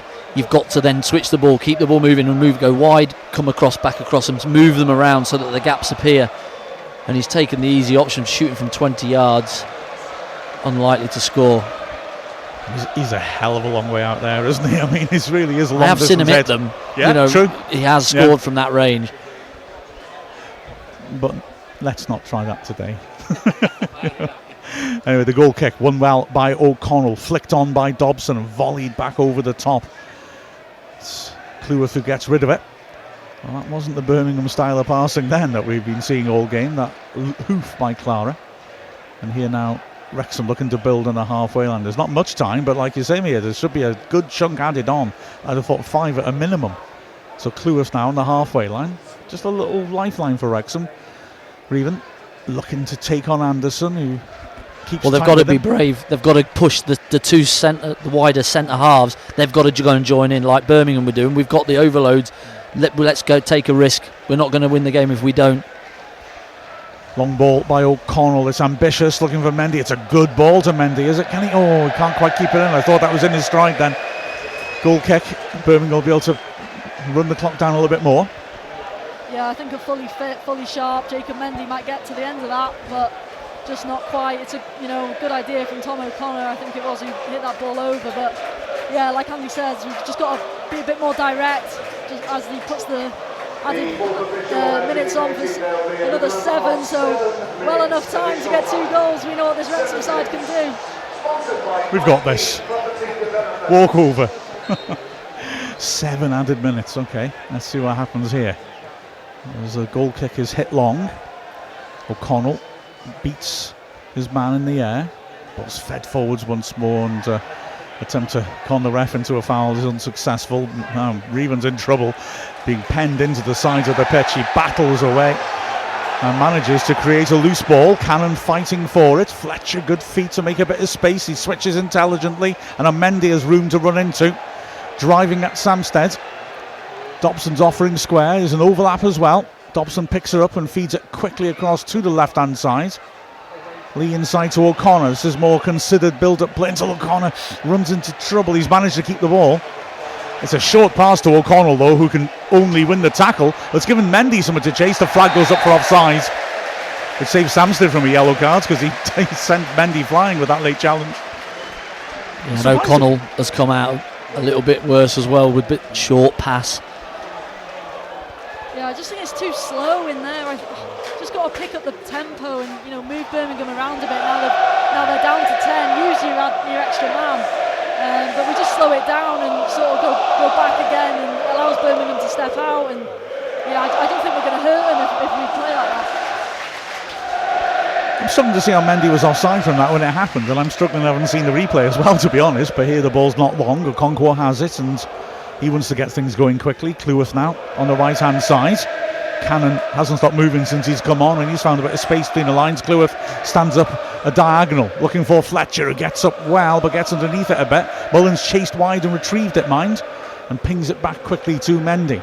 Lee now fakes to go inside, then goes out. But again, maybe just slowing things down and letting Birmingham get that block set, as Cleworth is a bit more decisive, receiving it and feeding it out to Reevan, who again is running at Anderson. Cannon has gone on the overlap, and it's Reevan saw him and put too much on it and put it up for the goal kick. It was right. It was the right run. I'm looking at Cannon going, go on then, go on. Revan's got it, get round him. Just a little reverse pass, didn't quite get it right, put too much on it. So we've had 2 of the 7 added minutes. Birmingham taking their time over the goal kick, setting up for a short one, then going to set up for a long one, which means, of course, they'll take a bit more time out of the game. And finally, Peacock Farrell, who hasn't been tested in the second half, to be honest, knocks it long. O'Connell underneath it, heads it forwards, drops just beyond Mullin, though. Again, humped forwards by Samsted. Cleworth nods it back into the middle of the pitch. Good flick on by Dobson. Mullins done well to get that and work it wide. Mendy's getting a lot of the ball, as he's allowed Lee to take over on the halfway line. Now there's a diagonal on maybe to Reevan. He doesn't play it, and Reevan has to come back because he made the run and he was offside. Now he's received it and Cleworth's gone beyond him. Reevan feeds it inside intelligently. Cannon first time back to him, but it goes back to the halfway line again. O'Connell into Dobson. Dobson working it wide. O'Connor joining in on the left. Mendy is outside him and he rolls it to him. Mendy changes feet, rips in the cross. Mullins brought it down well, back to goal. Can he turn? It's crowded in there. He lays it off and he can't find his man. Cannon and the D fighting, does well to turn. Can he get the shot off? It's again so crowded and the ball squirts wide in the end. He was looking for Reevan and it goes out. Just too crowded in the middle there. Just can't get their shots off. No. Birmingham defending really well that middle section of the box, just bodies in the way. Mullin able to get it, just can't twist and turn and get a shot off because there's a body in the way from Birmingham. Clara is getting treatment for cramp. Experienced player after all those times Darmstadt were winning at the end of a match in the Bundesliga last season. Well, actually, no, they only got about 6 points in there. That situation didn't come up very often, but he's a good player. I hasten to add. He's all right. Surprise, surprise. Throw in by the corner flag. I'm not moaning about Birmingham. If I was Wrexham in this situation, I'd be doing this. I'd be angry if we didn't. Throw down the line. We've had 4 added minutes now. Cleworth heads it clear. It comes back in. O'Connell's very high at the pitch as Wrexham try and fight to win it back. But Dobson plays the ball behind Mendy. Uncharacteristically inaccurate. Here's Lee, who he slips, but he uses the slip to get up and beat his man and then feeds it forwards, unlucky, looking for Fletcher, drops to Lee again in the D, drills a good shot, but it was well held by the keeper, rather similar to the one Okonkwo spilled, I think, to be honest with you. Yeah, very similar. Really good run by Lee. You sort of think he's made the mistake initially, but manages to get back up. I think he puts it through the Birmingham players' legs. Actually, really, really smooth, silky play from him. Maybe something we haven't seen too much of him in today's game. Just that sudden burst of pace where he just beats 2 or 3 men and Wrexham are in. But just doesn't quite get that finish right in the end. Fletcher's now chasing this. He's beaten to it, but he's battling like heck against Tamstead. Fouls given against him in the end. Yeah, it was a good effort by Lee, and determined effort, but it was too straight. And like I said, it struck with similar pace and direction to the one that Okonkwo pushed back out for Stansfield to score the first goal. Yeah, I think that was just a bit softer again. You're not able to get it out of his feet, so keeper comfortable to just let it come into his midriff. I think Okonkwo's one was a little bit sharper at him. Fair comment. Fair enough. But I still think he could do a little bit better with it. I think he'll be disappointed with where he's ended up, parrying it out. Wrexham overthrow, 10 yards short of the halfway line. 90 seconds of the added time left as the ball is thrown back to Okonkwo now. And he finds Cleworth. Reven wants it played down the flank as Cleworth carries it forwards. He's setting himself for another diagonal for Fletcher. Mendy is beyond him. Fletcher knows it and chests it down for him. Mendy, 30 yards out, lays it back. Lee's going to make another driving run from deep. Reven made a nice run. It's a good ball into the box to Fletcher. Good touch to bring under control. And he works it back out again. Here's Lee again on the corner of the box on his right, then cutting back onto the left. Then inside again, and he tries a big looping shot that, again, is very hopeful. But I guess we're in that realm now of, take a shot and hope something comes off. Yeah, I think you've got to hand it to Birmingham. I think they've been very, very good. Okay, this last 10 minutes or so has been them down to 10 men, so Wrexham have had a little bit more of the ball. But when it was 11v11, I think Birmingham were the better team.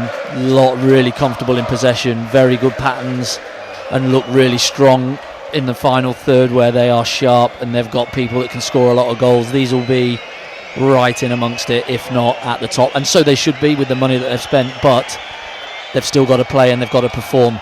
Yes, it's very easy to get up for games like this one when the cameras are here and everything. It's the other games that aren't so easy to get up for that they may struggle with, but they've got a lot of quality. Oh, haven't they just?